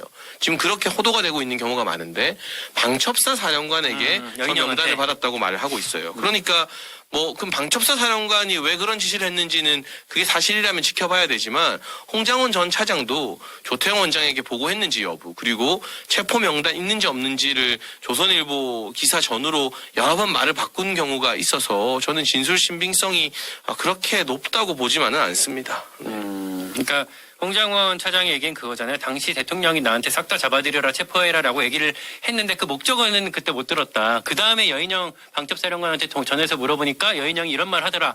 아 이거 듣고 보니 대통령이 나한테 이 사람들 체포하라는 말이었겠구나. 그렇게 이해했던 맥락이었던 거잖아요. 그리고 조태용 이 국정원장에게 이거를 보고하려고 했는데 이게 자기가 지금 보고 받고 싶지 않다라는 투로 그냥 이야기하고 지금 그리고 그냥 떠났다는 거 아닙니까? 그러니까 아마 그 지점에서도 뭔가가 있을 것 같아요. 제가 볼 때는. 네, 그래서 그 부분에 대한 왜 그렇게 행동을 했는지 왜냐면 국가가 지금 난리 상태가 됐는데 네. 그 국정원장이 그렇게 행동을 한다? 그것도 좀 사실 이해되기 어려운 측면이 있거든요. 그래서 그 부분도 수사기관에서 좀 왜 그렇게 됐던 건지 왜 외면하려고 했었던 것인지 그건 좀 밝혀져야 될 사안 아닌가 싶습니다. 조태용 국정원장한테 홍장원 차장이 체포 관련해서 보고하려고 하니까 내일 얘기하자. 그러니까요. 그게 이상하잖아요. 하는 거잖아요. 너무 말이 안 되는. 그 이제 보고가 안 된 건데 여인형 방책사령관으로부터 체포서는 직접 들은 거고 그 체포 지시를 집행하지 않겠다라고 거부를 한 거고 그 거부의 일련의 과정들을 국회에서 좀 증언한 것 아닙니까? 만약에 말이 바뀌었거나 없는 말을 지어놔서 한 거라면 글쎄요 홍장원 차장이 없는 말을 지어놔서 본인이 얻을 이익이 무엇이 있죠? 그러니까 그 대통령의 통화에서 또 다른 건 뭐냐면 앞으로 이 대공수사권부터 시작해가지고 모든 걸 다 지원할 테니까 네. 할 테니까 이 돈이고 인력이고 지금 다 방첩사를 지원하라는 요구를 했다는 거 아닙니까? 이인자에게. 그래서 그것을 일단 듣고서는 그 방첩사령부랑 통화를 하니까 이제 그런 상황이 나왔다고 했는데 이것을 이제 따르면 스스로는 안 된다고 생각했기 때문에. 그러니까 건조한 팩트는 국정원장한테 본인이 여인형 방책사령관인지 다른 사람인지 모르겠지만 체포서를 듣고 보고를 하려고 하니까 조태용과 국정원장은 나 보고 안 받고 내일 얘기해 라는 거고 여인형 방책사령관으로부터 체포서를 들은 거고 인 거죠. 그러면 체포 지시를 누군가 한 건 맞지. 근데 거기서 이제 여인형 방첩사령관으로부터 누가 여인형 방첩사령관한테 했느냐를 이제 진실 규명해야 되는 거고. 여기서 뭔가 이 사람이 이 정보차장이 거짓말을 하거나 해서 얻을 수 있는 이익은 없어 보여요. 알겠습니다. 아무튼 여인형 방첩사령관이 모든 걸 주도해서 하진 않았겠죠. 네. 그런 상황이었을 거고 어디까지 갔나요, 저희? 아무튼 하나 그 쟁점 헌재에서 다뤄졌던 추가 쟁점은 쪽지. 최상목 부총리가 받았다는 쪽지. 아니 받은 사람은 있고 쪽지 내용은 있는데 쪽지를 준 사람은 없는 건지. 어쨌든 대통령은 내가 안 줬고 김용현 장관이 줬다. 그리고 김용현 장관은 내가 실무자 통해서 준 게 맞다까지가 지금 헌법재판소 변론에서 드러난 거 아니겠습니까? 근데 최상목 대행도요. 국회 대정부질의에서 네. 이 질문을 고민정 의원한테 받았어요. 네. 이 헌재 변론 한참 전에 그때 실무자한테 받았다라고 답변한 영상이 있어요. 그러니까 실무자한테 받은 것까지는 팩트로 보여요. 직접 그런데- 손이 전달된 사람은 실무자겠죠. 네네네. 그런데 이제 그걸 누가 썼느냐? 음. 근데 이제 어제 헌재 증인신문에서는 김용현 전 장관이 자신이 있어서 실무자 통해서 국무위원들에게 건넸다라고 해서 그 사실 자체는 저는 팩트로 보여요. 다만 거기에 내용 중에 비상입법기구라는 표현이 있는데 어제 이미선 재판관도 그걸 물어보더라고요. 그게 이제 국회 대체하려는 기구냐. 김용현 전 장관의 답변은 그게 아니라 계엄이 선포되면 유동성이라던가 자금을 운용해서 국가 경제를 운영해야 되는데 그걸 위한 기재부 내의 어떤 조직을 말하는 거다. 그게 쟁점인 거지. 지금 사실 이걸 실무자가 전달했느냐 아니냐까지는 사실은 뭐 동의 안 하시는 분들이 있을지 몰라도 최상목 대행이 국회에서 이거보다 훨씬 앞서서 답변한 대목도 있고 지금 국면에서 최상목 대행이 거짓말할 걸로 보이진 않거든요. 그러면 그 자체는 저는 팩트로 봐요. 다만 비상입법기구의 성질이 뭐냐, 성격이 뭐냐가 앞으로의 헌재 재판이나 형사 재판에서 좀 중요한 핵심이겠죠. 왜냐하면 비상입법기구라는 게 결국 의회를 대체할 기구가 될 수밖에 없는 거고 의회를 대체한다는 건 의회를 무력화시키려고 했던 거 아니냐? 결국 그게 위헌성의 어떤 가장 핵심 쟁점이 될 수밖에 없기 때문에. 최상목 대행은 대통령한테가 아니라 그 누군가한테 받았다고 이야기를 했어요. 근데 김용현 장관도 소추인 변호인의 질의에 의해서 다른 사람이 준 것 같은데 그러니까 다 재차 물어보니까 대통령 비서실 행정관인 것 같다라고 이 범위가 좁혀졌어요. 그러면 대통령이 직접 준 것도 아니고 최상목 대행이 얘기했던 그 누군가는 대통령 비서실 행정관 또는 대통령실에서 근무하는 누군가가 준 것으로 이 범위가 압축이 됐죠. 근데 좀 제가 웃긴 것은 방금도 이렇게 쟁점화를 말씀하셨지만 그 두 번째 기재부 장관 그 쪽지에 국회에 대한 임금 내지는 보조금 같은 걸 끊으라고 했는데 이걸 김용원 장관은 어떻게 해석을 했냐면 국회를 통해서 바깥으로 나가는 보조금이 있는데 그걸 끊으라는 소리였다. 이렇게 되는 거예요. 분명히 그 기재부 장관의 내려진 하달 쪽지에는 국회로 들어가는 임금과 보조금을 끊으라는 건데 김용현 장관은 국회를 통해서 밖으로 나가는 보조금을 끊으라는 소리다. 이렇게 뭔가 이 해석을 살짝 뭉개는 시선을 회피시키려는 의도가 좀 보여지거든요. 이걸 아마 재판관들이 평가를 하지 않을까 싶어요. 그런 거는 사실 잘 안 통할 것 같고요.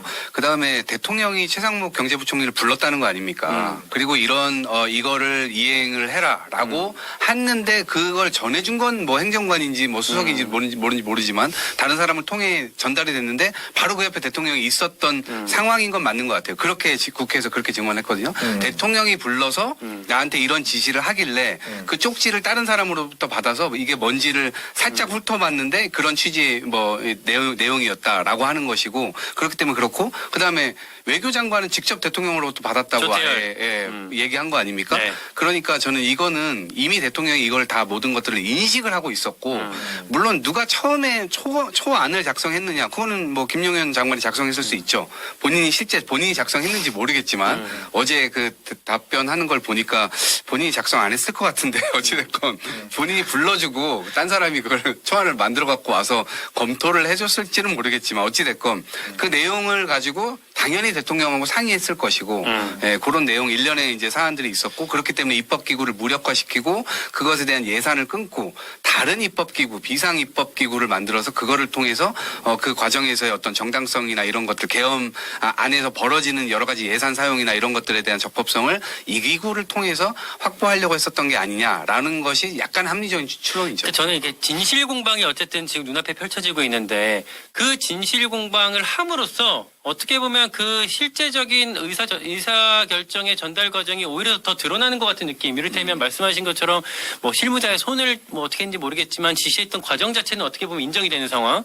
포고령 작성 과정도 포고령을 김용현 장관이 내가 작성한 거다. 뭐 그리고 이제 한간에는 대통령이 작성한 거 아니냐. 뭐 이런 어떤 진실 공방처럼 비춰지지만 어떻게 보면 그 진실 공방을 함으로써 대통령이 이 포고령 작성 과정에 어쨌든 직접 대화가 이루어졌다는 것까지 어떻게 보면 실토가 된 거 아닌가 이런 생각도 들더라고요. 그러니까 그러니까 전략이 다 포고령을 작성했지만 실행 계획은 없었다. 비상입법 기구를 만들려고 했지만 국회를 대체할 목적은 없었다. 국회 임금을 끊으라고 했지만 그건 오해다. 국회를 통해서 나간 보조금을 끊으라고 한 거다.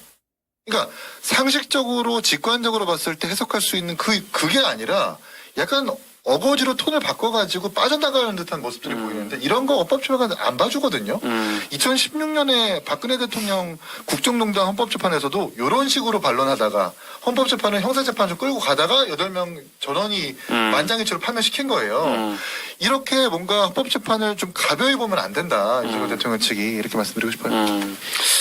경고성 계엄이라고는 했지만 그리고 대통령이 그 포고령에 대해서 꼼꼼히 안 봤다라고 했지만 꼼꼼히 안 봤다라는 말은 보긴 봤다라는 게 되는 거니까 그렇고요. 이런 상황에서 어쨌든 윤석열 대통령은 공수처에 대해서는 계속 어떻게 보면 무시 전략. 공수처에는 내가 진술하지 않겠다. 오직 헌법재판소 앞에만 서겠다라고 한 상황이고, 다만 이 사건은 이제 사건 수사 주체는 공수처가 아니라 검찰로 이제 넘어가게 됐잖아요. 제가 궁금한 건 검찰에는 그러면 윤 대통령이 수사에 협조를 할까? 혹시 그 피신 조서를 그러니까 이를테면 진술을 하러 갈까? 그게 좀 궁금하던데 어떻게 보세요? 뭐 확정된 건 아닌 것 같은데 검찰이 구치소로 방문해서 조사를 하면 그거는 응할 수도 있다라는 변호인단 인터뷰가 있었던 것 같아요. 그래서 지금 변호인단의 법적 대응 전략이 공수처 수사의 불법성을 따지는 것이기 때문에 이첩이 된 상태에서 검찰 수사, 기소를 담당하는 검찰 수사까지 거부할 경우에는 명분이 또 없어진 측면이 있거든요. 그래서 제 예상은 일단 대면 조사 자체를 아예 거부하진 않을 것 같다. 다만 거기서 많은 말씀을 하실 것 같진 않다. 왜냐하면 문재인 정부 때 검수완박하고 형사소송법 바뀌면서 재판 가서 검찰 조사 진술 거부하면 다 의미 없어집니다. 예전에는 검찰 조사에서 진술한 것들이 재판의 증거로 다 쓰였는데 지금은 한쪽이 부동의하면 그거 다 그냥 종이장 백지장 되는 거예요. 이재명 대표가 그 전략을 잘 쓰고 있거든요. 그러니까 피신조서의 증거 능력에 대해서, 그러니까 검찰 피의자 신문조서의 증거 능력에 대해서 이제는 법이 바뀌어서 옛날에는 그게 바로 법원에서 증거 능력을 다 인정을 받을 수 있었는데 지금은 이제 법정 재판주의로 이제 더 강화가 되면서 이거 자체가 증거 능력은 사라지고 법정에서 다시 이 맥락을 갖고 다시 법정에서 증거 어떤 그 신문이 이루어지는 거니까 해야 되죠. 예. 그래서 어차피 중요한 반론은 재판장에서 해야 된다라는 판단을 할 수도 있고 또 검찰 조사에 응하더라도 거기서 답변한 내용 등이 언론에 다 나오는 게 도움이 안 된다고 할 수 있어서 공수처 때와는 좀 다르죠. 조사 자체는 응하지만 거기서 뭔가 디테일한 많은 이야기를 할 것 같지는 않다 정도가 제가 전망하는 그냥 순전히 개인적인 추측입니다. 두 분은 어떻게 보십니까? 저는 전망하기로 계속 지지층들에게 뭔가 뗄감을 계속 넣어주는 정도의 발언은 나올 것 같아요. 네, 검찰발 이 얘기하는 게 어쨌든 윤석열 대통령이 잘 싸우고 있구나라고 하는 것을 계속 느껴지게 만드는 그런 발언들, 그런 것들을 계속 하게 될 것 같고, 그 다음에 이것은 지금 장군들도 어찌 보면 지금 계속 수사를 받고 있는 상황에서 윤석열 대통령이 하나하나 기조를 세우는 것이 보여질 때마다 심리적인 압박이나 이런 것들을 받을 거거든요. 그런 상황에서 여러 가지 기조에 대한 큰 이 디테일한 얘기는 안 하겠지만 큰 얘기들은 하나씩 하게 되면서 약간의 그런 시그널을 좀 주지 않을까 이런 생각을 좀 가져봐요. 저도 지지층에 계속해서 메시지는 낼 것 같아요. 서부지법 폭동까지는 아니더라도 이 지지율 추이를 보면은 지지율 추이를 당연히 대통령도 지금 구속됐지만 알고 계시지 않겠어요? 계속해서 지지율 결집을 통해 가지고 어쨌든 헌법재판소나 내란죄 같은 경우에도 여론을 아예 배제할 수는 없기 때문에 여론의 어떤 민심도 이렇게 흘러간다는 걸 참고 할 거기 때문에 어느 정도 지지층에 소구할 수 있는 메시지는 낼 것이라는 생각이 들고, 대신 장 최고 얘기처럼 검사에 대한 조사도 최소한으로 대응은 할 것 같지만 이게 어제 헌법재판소에서 김영현 장관이 진술을 거부하고 싶습니다라고 얘기하니까 헌법재판관이 뭐라고 했냐면 그러면 증인에 대한 신빙성이 낮아지는 걸 참고하십시오. 알아서 하십시오라고 약간 경고성 엄포를 놨어요. 근데 이것 헌법재판뿐만 아니라 형사재판도 마찬가지거든요. 계속해서 진술을 거부하면 그 혐의가 사실상 인정되는 것이라고 보기 때문에 대통령한테 불리한 거라서 어느 국면 가서는 헌법재판의 파면이나 양상도 이렇게 좀 불리하다고 판단되면 검찰의 조사도 적극적으로 대응에 나서는 전환 기조가 있을 수 있다라는 말씀을 드리고 싶습니다. 네, 일단 여기까지 짚어보고 토픽 2로 넘어갈게요. 토픽 2도 우리가 사실 이것만 갖고도 정말 5시간, 6시간 말해도 부족할 정도로 너무 중요한 이슈입니다. 토픽 2. 하다 폭동까지. 그러니까 저희가 지난주 방송이 금요일 날 있었고 토요일 날, 그러니까 일요일로 넘어가는 새벽이었죠. 윤석열 대통령 구속영장이 서울 서부지법에서 발부가 된 직후에 지금 영상으로 여러분 확인하실 수 있습니다만 이 서부지법에 뭐 어떻게 표현은 여러 관점에 따라 다양하게 하실 수 있겠지만 저는 저 네. 경찰분 피 흘리면서 가신 분 네. 지금 실명 위기라고 그러네요. 실명 위기. 예, 오늘 나왔는데 변호인을 네. 통해서 근데 저거 현장 영상 제가 다 찾아봤거든요. 유튜브들. 네. 네. 저거 막 때려 부시면서 네. 뭐라고 자기를 주문하는지 아세요? 뭐라고요? 괜찮아, 우린 영웅이야. 5.18도 5.18도 민주화 운동이라고 하잖아. 우리 영웅이야, 영웅. 뭐 이렇게 자기들도 겁나지만 자기를 계속해서 세뇌시키고 주문하면서 합리화하는구나. 네, 그렇게 때려 부수더라고요. 그래서 예상 못했습니다. 사실 예상했으면 전 이제 기자니까 예상했으면 저기 가 있었을 것 같아요. 근데 그 정도 상황이라고 생각 못했기 때문에 저도 이제 그냥 집에 있었는데 예상 못하셨죠, 여러분들도? 저렇게까지 네. 예상 못했죠. 네. 누가 예상을 하겠어요? 저는 저기에다가 또 배우설이 누가 있냐 이런 거 하등 쓸모 없어요. 배구설. 양측 뭐 정치권에서 저건 뭐 국민의힘 의원들이 사주를 했을 겁니다. 근거도 없고 그런 거 제기할 필요 없다고 생각합니다. 그냥 지금 정치의 현상을 보고 윤석열 대통령의 탄핵에 반대하는 그 공감이 아주 강하게 결속되어 있는 지지자들이 저렇게 지금 폭동을 일으킨 거거든요. 그냥 그 정도의 입체적인, 그러니까 단편적인 평가를 해야지 여기서부터 뭔가 뭐 국민의힘 의원들이 뭐 배우가 있네, 누구한테 지시를 했네, 근거 없이 계속해서 음모를 땔감을 주는 순간 이거는 상황이 종료되는 것이 아니라 더 커질 것이다. 그래서 나중에는 또 심리적 내전까지 갈 것이다라는 좀 우려를 합니다. 근데 만약에 정말로 저분들을 뭐 사주한 혹은 주동한 누군가가 뒤에 있다면 그건 또 처벌해야지. 짚어봐야 되는 부분 아니에요? 그러니까 잡혔잖아요. 그 정가훈 씨 오른팔로 알려진 그 목사, 전도사. 네, 전도사 잡혔잖아요. 그리고 영상이 있는지 모르겠는데 그 방화를 저지르는 이 투쇼컷 잡혔어요. 그 네, 사람. 그 사람 잡혔잖아요. 그 사람이 지금 몇 년생인지 아십니까? 몇 년생이에요? 6년생이랍니다. 06년생. 아이고, 06년생이면은 19살이네? 예, 19살이 만 19이. 제가 그 네. 비하인드 스토리를 좀 들어봤는데 네. 그 투블럭 그 사람은 머리 모양이 워낙 특이하잖아요. 네. 근데 한남동 집회에서도 자꾸 폭력적인 행동을 막 하려고 했대요. 그래서 똑같은 사람이. 그 집회에 나가 있는 제가 아는 후배나 이런 사람들이 보고 위험하다 싶어서 말리다가 경찰한테 먼저 가서 저 투블럭 저 요주 인물이다 이렇게까지 오히려 말을 할 정도였대요. 근데 결국 서부지법 가서 그 사고를 쳤다는 거예요. 그러니까 이게 저는 뭐 배우나 조직 동원은 아니라고 봐요. 근데 이제 여러 가지 뭐 그 이전에 막 경찰이 시민들 삼각대 발로 차고 막 욕하고 뭐 이런저런 것들이 막 경황되다 보니까 일부 그런 과격한 사람들이 앞장서서 선발대처럼 폭력 행위를 하니까 누가 또 우르르 합세하게 돼서 참 비극적인 일이 일어나는 건데 아무튼 저기서 막 때려 부수고 폭력적인 행동하는 건 절대 용납되면 안 되죠. 이건 책임져야 되고 이론의 여지가 없습니다. 다만 제가 그럼에도 불구하고 비판을 감수하며 한마디 말씀드리고 싶은 건 아무 폭력 행위에 동참하지 않고 그냥 서 있거나 그냥 현장에서 촬영만 하는 사람들도 다 잡혀갔어요. 근데 그런 사람들이 주거지가 뚜렷하고 직업이 분명할 때 구속될 일이냐? 저는 거기에 대해서는 좀 법적으로 이견이 있습니다. 그래서 저렇게 폭력 행위를 하고 뭐 기물을 파손하거나 뭔가를 한 사람들이 처벌받아야 되고 사회에서 격리돼야 된다는데 아무 이론이 없지만 그렇다고 그냥 서 있거나 아무 폭력 행위를 안 한 사람들까지 똑같이 다 이 분위기에 그냥 다 폭도다.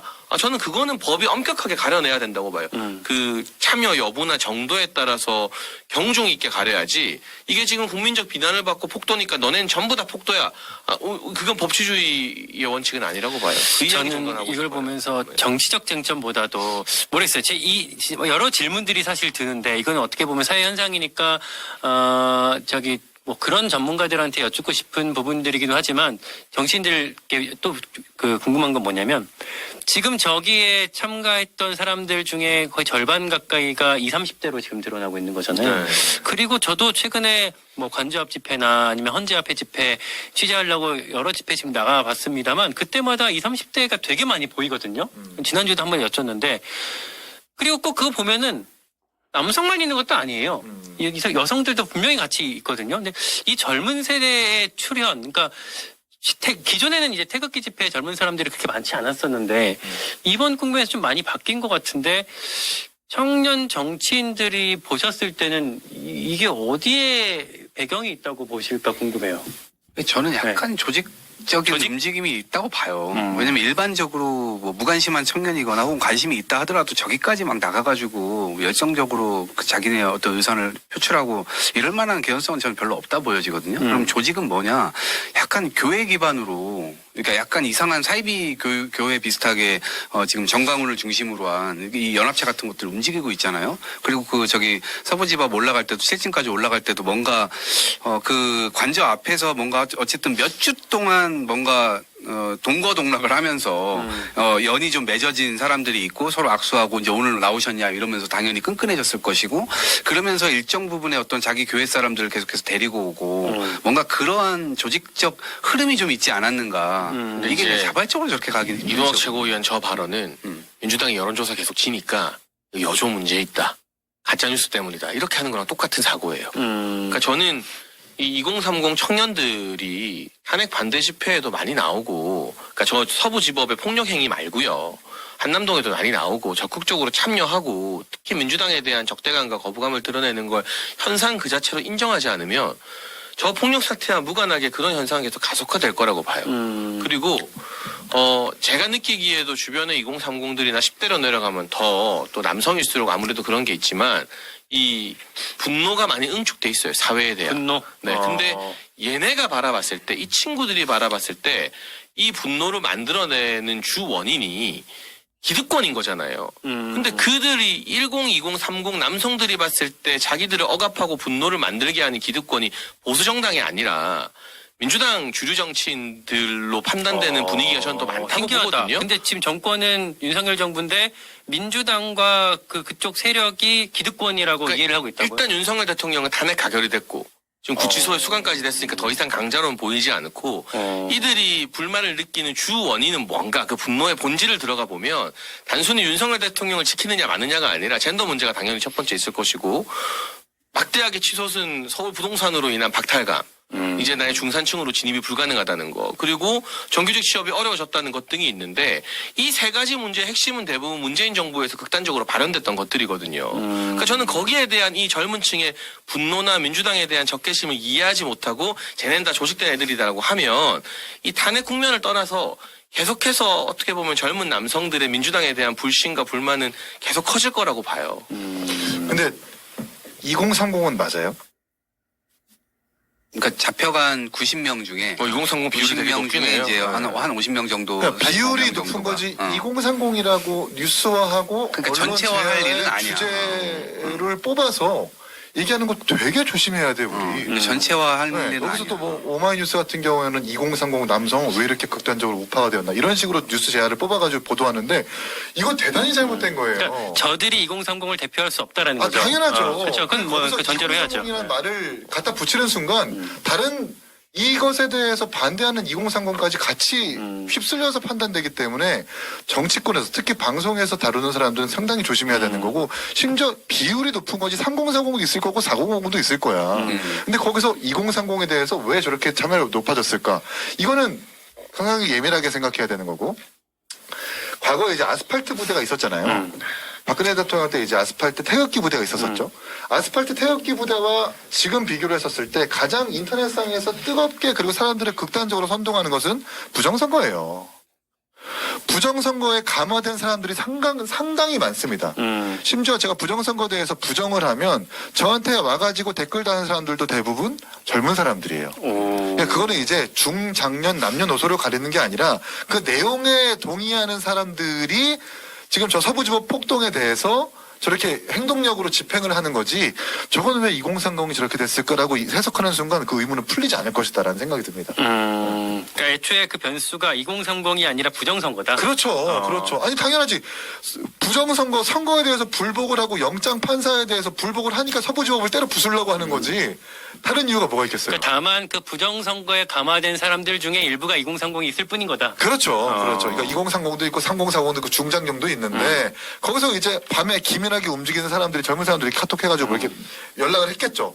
그래서 쳐들어갔겠지. 근데 그렇다고 해서 저거를 2030이 왜 저럴까라고 의문을 던지는 순간 바깥에서는 아 다른 2030도 마찬가지로 저런 식으로 표현될 수 있어요. 그리고 아까 제가 표현을 했던 게 일반적인 청년들 관심이 있다 하더라도 저기까지 나갈 정도는 아니다. 맞아요, 그래갖고 맞아요. 일부의 조직된 이 개연성이 지금 교회로부터 파생될 가능성이 크다라고 했던 것이 그 교회도 일반적인 교회가 아니라 정광훈 류의 소통하고 있는 목사를 중심으로 한 그러한 교회층에서의 젊은 층. 그러면 당연히 그들은 정광훈 유튜브 보고 이번에 잡혀간 그 오른팔 유튜브 보고 이러면서 지금 말씀하신 그러한 콘텐츠들 부정선거 콘텐츠들 그다음에 뭐 야당을 어떤 적으로 규정하는 콘텐츠들 이런 것들에 노출되어 있고 약간의 뭐 생각이 그쪽으로 이제 경도되어 있는 사람들이 그런 극단적인 행동까지 할 가능성이 있다는 거죠. 제가 얘기하는 건.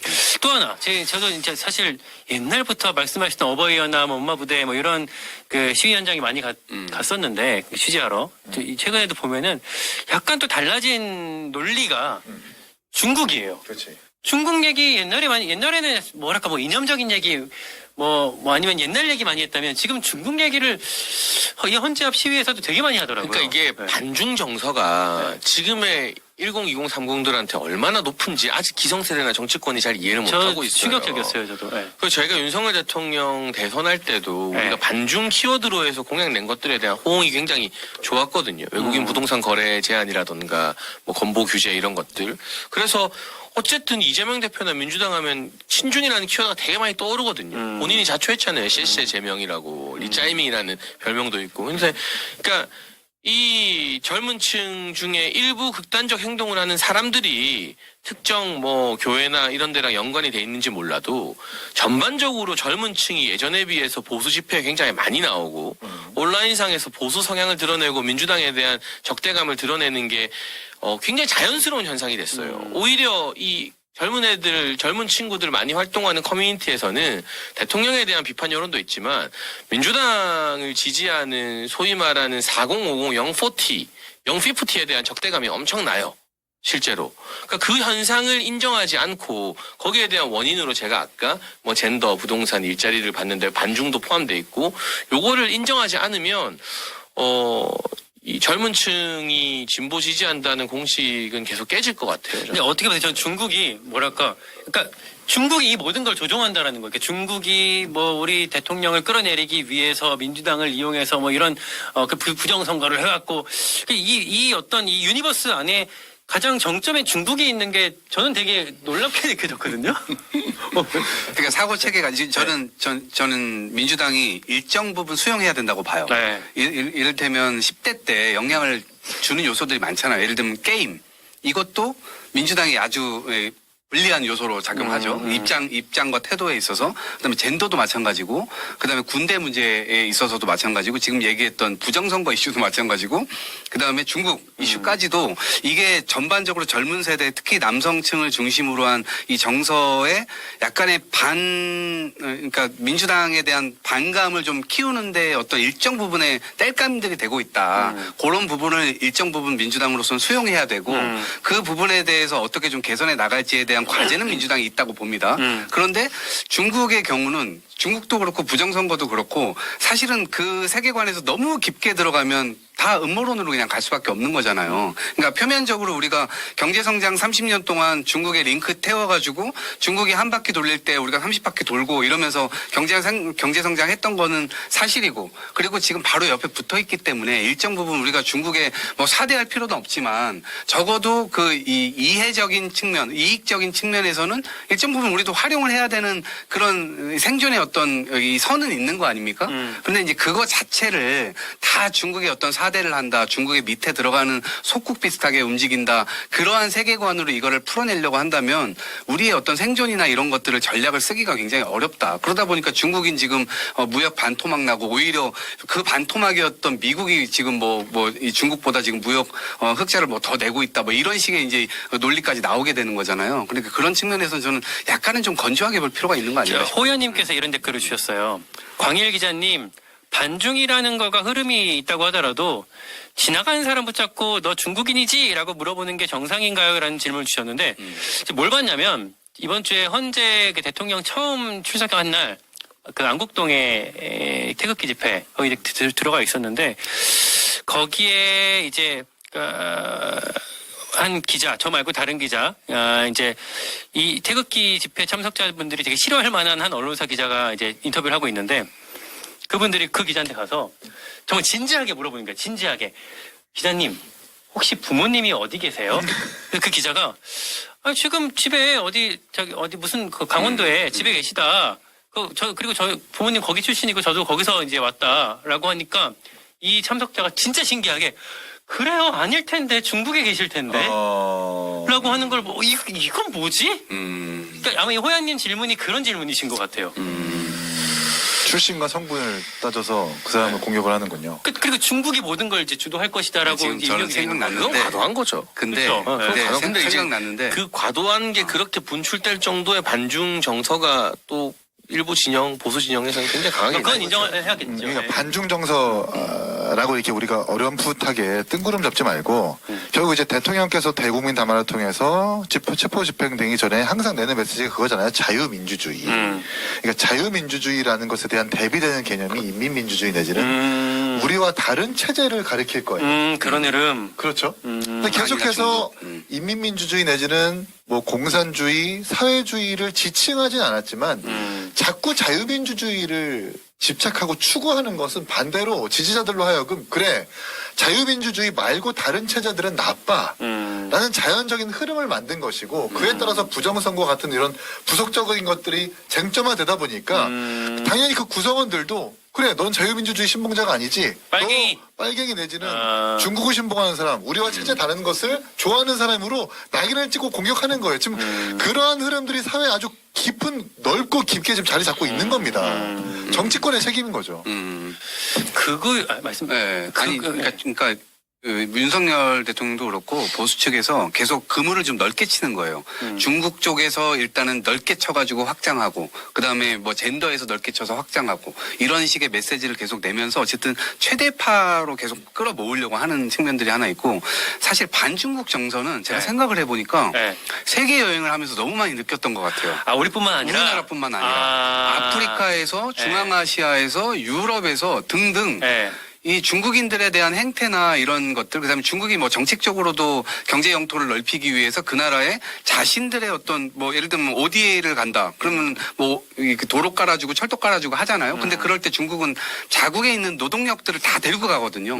그리고 그 철도 끝에다가 차이나타운 만들어가지고 결국 중국에서 만든 물건들이 그 나라로 들어갈 수 있는 요점들을 다 만들어 놓는단 말이에요. 그러면서 중국이 이제 성장을 하는 방식인데 그러한 과정에서 현지인들이 어쨌든 이해하기 어려운 여러 가지 토대에 있어서 이건 너무 불안당 같은데 이런 느낌을 너무 많이 주는 거죠. 그래서 중국은 자기 스스로의 어떤 이해관계나 이익을 관철시키지만 실제로 그것이 감정적으로는 대단히 받아들여지기 어려운 반감을 너무 많이 사요. 전 세계적으로. 근데 사실은 전 이제 저도 생각이 좀 났는데 그런 정서가 한국 역시도 마찬가지로 이제 있는 것 같고 그런 측면에서 보면 중국이 예를 들면 지금 G2다. 근데 미국이 없는 상태에서 중국이 전 세계의 어떤 짱을 먹는 나라가 됐다.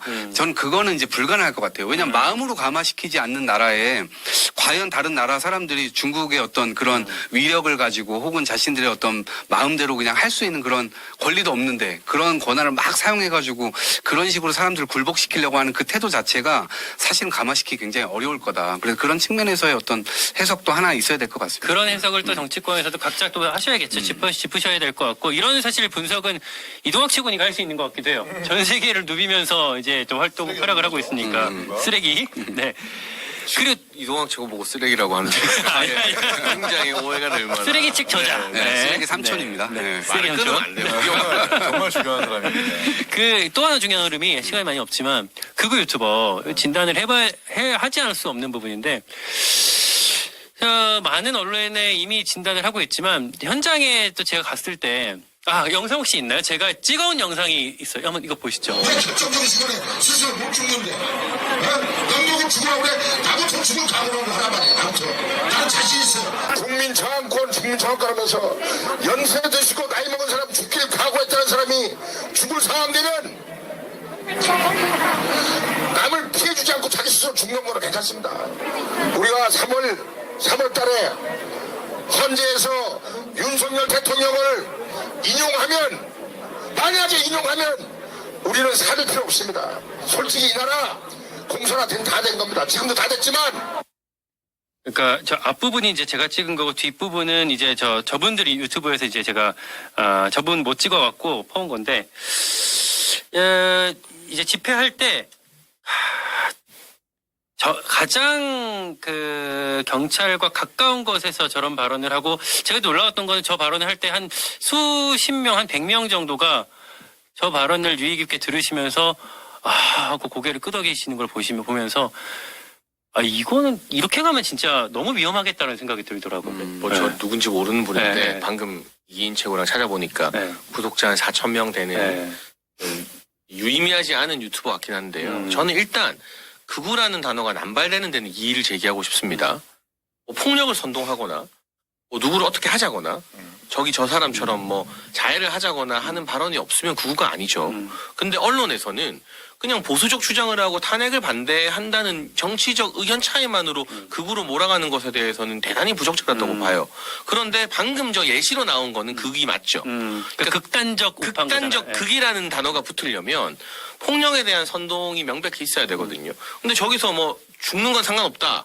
뭐 남에게 피해 안 주고 죽자. 이거는 극이 맞죠. 그렇죠. 그러니까 저런 경우에는 극우라는 단어를 붙여도 제가 항의를 안 하는데 일반적으로 뚜렷한 강성 보수의 정견을 드러내는 것 자체가 극우냐.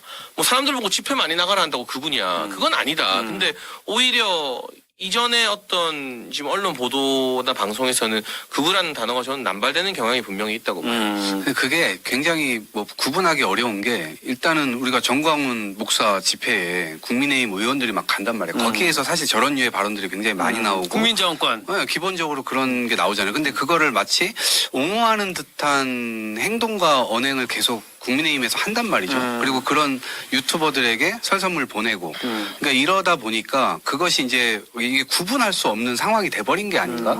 이걸 어떻게 구분하지? 그런 생각이 하나 들고.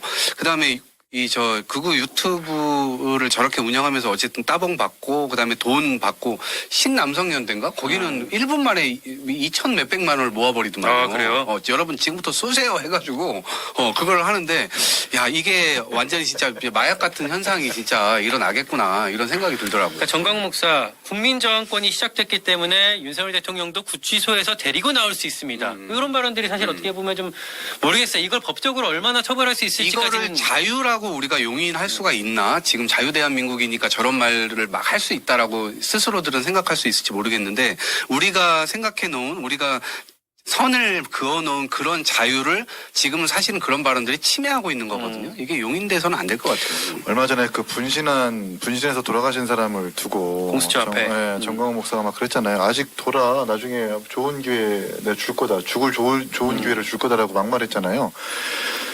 그런 말만 하는 사람이에요. 그리고 막 하나님 너 나한테 까불면 죽어 막 이런 사람. 그렇다고 해서 정상적인 목사도 아니에요. 그런데 문제는 신도가 많다는 이유로 몇 개의 협회를 가졌다는 이유만으로 표의 덩어리가 커 보이니까 정치인들이 거기 가서 머리를 조아리는 게 문제예요. 당장 며칠 전에 윤상현 의원도 그 집회 가가지고 머리 90도 인사하면서 머리 조아리죠. 김재원 최고위원도 가가지고 머리 조아리죠. 거기서 막 5.18에 대해서 이상한 얘기하고 있고 뭐 본인들이 공식적으로 5.18에 대해서 대한민국 헌법에 정확하게 개정하겠다라고 이야기했는데 그거는 립서비스조라고 하는 그런 말들을 정광훈 목사 앞에서 당의 최고위원들이 하잖아요. 그러니까 그들의 전광훈이 하는 여러 가지 행위들을 자꾸 합법적으로 당위성을 주고 있는 것은 정치입니다. 그 밑자락을 계속 깔아주고 있는 거예요. 물론 진짜 극우라서 배척되어야 되는데 이걸 땔감을 주고 있는 건 정치권이다 라는 생각이 듭니다. 네, 아무튼 저는 너무 위험하지 않나 하는 생각이 들어요. 뭐 생각은 또 그냥 다를 수 있겠지만 가서 어디 죽으라 이런 얘기까지는 아니 근데 진짜 진심 사회가 그런 말을 하면 안 되죠. 사회가 임계점까지 왔어. 그건 당연히 용납될 수 없는 거죠. 그러니까 이게 지지자들끼리 싸우는 게 문제가 아니라 정치권이 봉합이 안 돼요. 옛날에는 대변인들끼리 성명 내고 막 싸우더라도 당대표들이 어느 일정 시점부터 나서가지고 자 그만합시다. 만나서 풉시다. 라고 중심들이 나서서 풀고. 네, 화합하는 모습을 어느새부턴가 보여지고 정치의 기능이라도 작동이 됐는데 이제는 끝까지 죽이려고 드니까 이제 지지자들까지 막 거기에 일체화돼가지고 국민들까지 정확하게 분열되고 있는 게 맞는 것 같아요. 그러니까 7년 전 2017년 박근혜 전 대통령 탄핵됐던 그날 이 양국동 그 집회에서 4명이 사망했거든요. 저는 이제 그런 일들이 정말 이번엔 되풀이되지 않았으면 좋겠다 뭐 이런 생각이 들고 근데 원래 전통적으로 폭력 시위는 자파의 전유물이었어요. 원래 경찰 버스 불태우고 막 민노총이 경찰 100명 부상 입히고 이번에 서부지법에서 부상당한 경찰 숫자가 50명인데 공식 집계로 그 한남동에서 민노총이 탄핵 찬성 시위하면서 뭐 무전기로 경찰 안면 강타했을 때 그때 부상당한 경찰 숫자가 100명이 넘거든요. 그러니까 이게 저는 너무 안타까운 게 보수파의 시위가 이렇게 폭력 사태로 번진 적이 거의 없는데 이제까지 우리가 항상 민노총과 좌파 시위를 비판하면서 불법 시위, 폭력 시위다. 막 경찰 버스 막 망가뜨리고 막 그런 일이 너무 많았잖아요. 근데 어쨌든 그런 점에서 보수 진영의 어떤 집회 시위 역사에 있어서도 이번 서부지법 사태는 일어나서는 안 되는 일이었다라는 데는 동의를 하고요. 그리고 지금 우리가 예시를 드는 것들 생명 가지고 뭐라 하고 하는 것들은 당연히 극자가 붙어야죠. 그게 좌든 우든. 다만 그렇지 않은 그러니까 그 권영세 비대위원장이 선물 보낸 10명 유튜버 중에서 제가 알기로 막 폭력 행위 쓰라고 말한 사람은 없어요. 근데 이제 비상계엄을 옹호하거나 대통령 탄핵을 강하게 반대했죠. 그 10명이 성향이 안 맞다고 해서 극우냐? 저는 그거는 되게 근거 없는 남용인 것 같아요. 그러니까 우리가 극을 조심해야 되지만 그렇다고 해서 내 마음에 안 드는 거에 전부 다 극자, 극우 딱지를 붙이는 것도 저는 못지않게 조심해야 된다고 생각합니다. 네, 알겠습니다. 세 번째 토픽이 갈 시간이 별로 없긴 한데 Yes. 그리고 그 전에 슈퍼챗 몇 분 소개를 또 맨날 이거 빠뜨려갖고 자 쇠고기사님 또 대기인이네. 대기인 최고님, 이준석과 함께 뭐 국민만 바라보고 나가세요. 이런 말씀. 링카님, 이거 대이긴 화이팅. 두 아들 엄마, 이긴 수석. 이거 뭐 저기 자 기억신당 이야기 좀 네, 해야겠는데. 기억신당 얘기인데 허은하 대표에 대한 비판인데 제가 굳이 다 제 입으로 옮기긴 좀 그래갖고 이런 말씀까지 자 우리 슈퍼챗으로 들어와 있고요. 토픽 3 조금이라도 갈게요. 좀 중요한 내용이기도 해서. 예스. 토픽 3 이재명 비상. 이재명 비상. 첫 번째로는 지지율도 지지율인데 결국에 사법 리스크가 가장 큰 문제가 될 수밖에 없을 거예요. 이재명 대표로서는. 선거법 2심이 내달 26일에 심리를 종결할 거라고 하고요. 보통 선고까지는 보통 한 달까지 마지막 심리 이후에 한 달 정도 걸린다고 치면 3월 말이면은 항소심 결과가 나올 것 같습니다. 만약에 2심에서도 1심이랑 마찬가지로 징역형이 내려진다면 물론 이제 대법원 판결까지는 봐야 되긴 하겠지만 민주당으로서도 좀 출렁일 수밖에 없는 게 아닐까. 그러니까 공학적으로 보면 그렇거든요. 출렁일 수 있죠. 네. 출렁일 수 있고 그다음에 이제 그 출렁인다라고 하는 전제 조건은 이재명 대표의 직접적인 지지율이 떨어지냐 안 떨어지냐 여기에 달려 있습니다. 지지율이 버티면 또 그냥 가는 겁니다. 그냥 가는 거고 만약에 지지율이 상대방하고 붙였는데 지금처럼 똔똔으로 나오거나 혹은 똔똔으로 나오지 않고 확 뭐 상대 후보에 비해 상대당 후보에 비해 10% 15% 막 떨어지는 결과가 나온다. 그러면 흔들릴 거예요. 왜냐하면 흔들리지 않는다는 전제는 제가 말씀드린 건 뭐냐면 기본적으로 이거는 사법의 어떤 기본적 의도를 가지고 지금 약간 집중 타격을 의도적으로 타깃화해서 하고 있는 아주 부당한 사법 공격 이렇게 전제가 깔려 있기 때문에 1심이 나오건 2심이 나오건 상관하지 않는다. 이게 기본 모토입니다. 그런데 정치인이기 때문에 지지율이 버텨주지 않으면 그러한 모토가 있음에도 불구하고 나가면 지는데 우리가 어떻게 하냐. 당연히 답이 없는 거죠. 당연히 그 지지율이 버텨주지 않으면 굉장히 많은 흔들림이 민주당 내부에서 있을 것이고 다만 지지율이 버틴다. 이거는 굉장히 부당한 사법 공격이야. 너무 부당하게 이건 지금까지 이 뭐 정치 보복성에 의해서 당해온 거야라고 하는 여론이 계속해서 뒷받침되어 준다면 이대로 끝까지 가게 되는 거죠. 그 흐름에 저는 전초전 중에 하나라고 생각했던 게 뭐냐면 김부겸 전 총리 어제 문화일보 보도 보셨는지 모르겠어요. 저 허민의 정치 카페에서 이 문화일보 기자가 김부겸 총리를 만났는데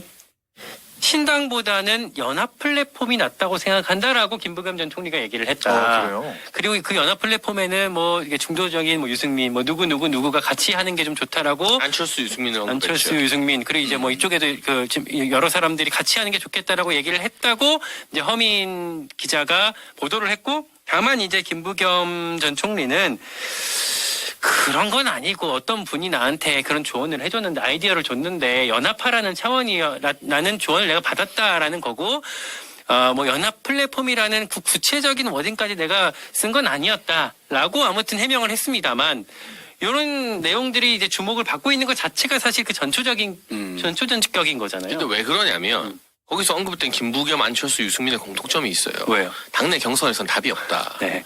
그러니까 차라리 바깥에서 플랫폼 차려가지고 약간 중도 보수, 중도 진보 모아서 뭐 그 대상이 민주당의 이재명 후보가 될지 국민의힘의 또 다른 후보가 될지 모르지만 원샷 경선으로 단일화해가지고 특정 진영 대표자 되는 거 말고는 이분들이 양당에서 대선 주자가 될 가능성은 제로인 상황이라 그런 이야기 하는 것 같고요.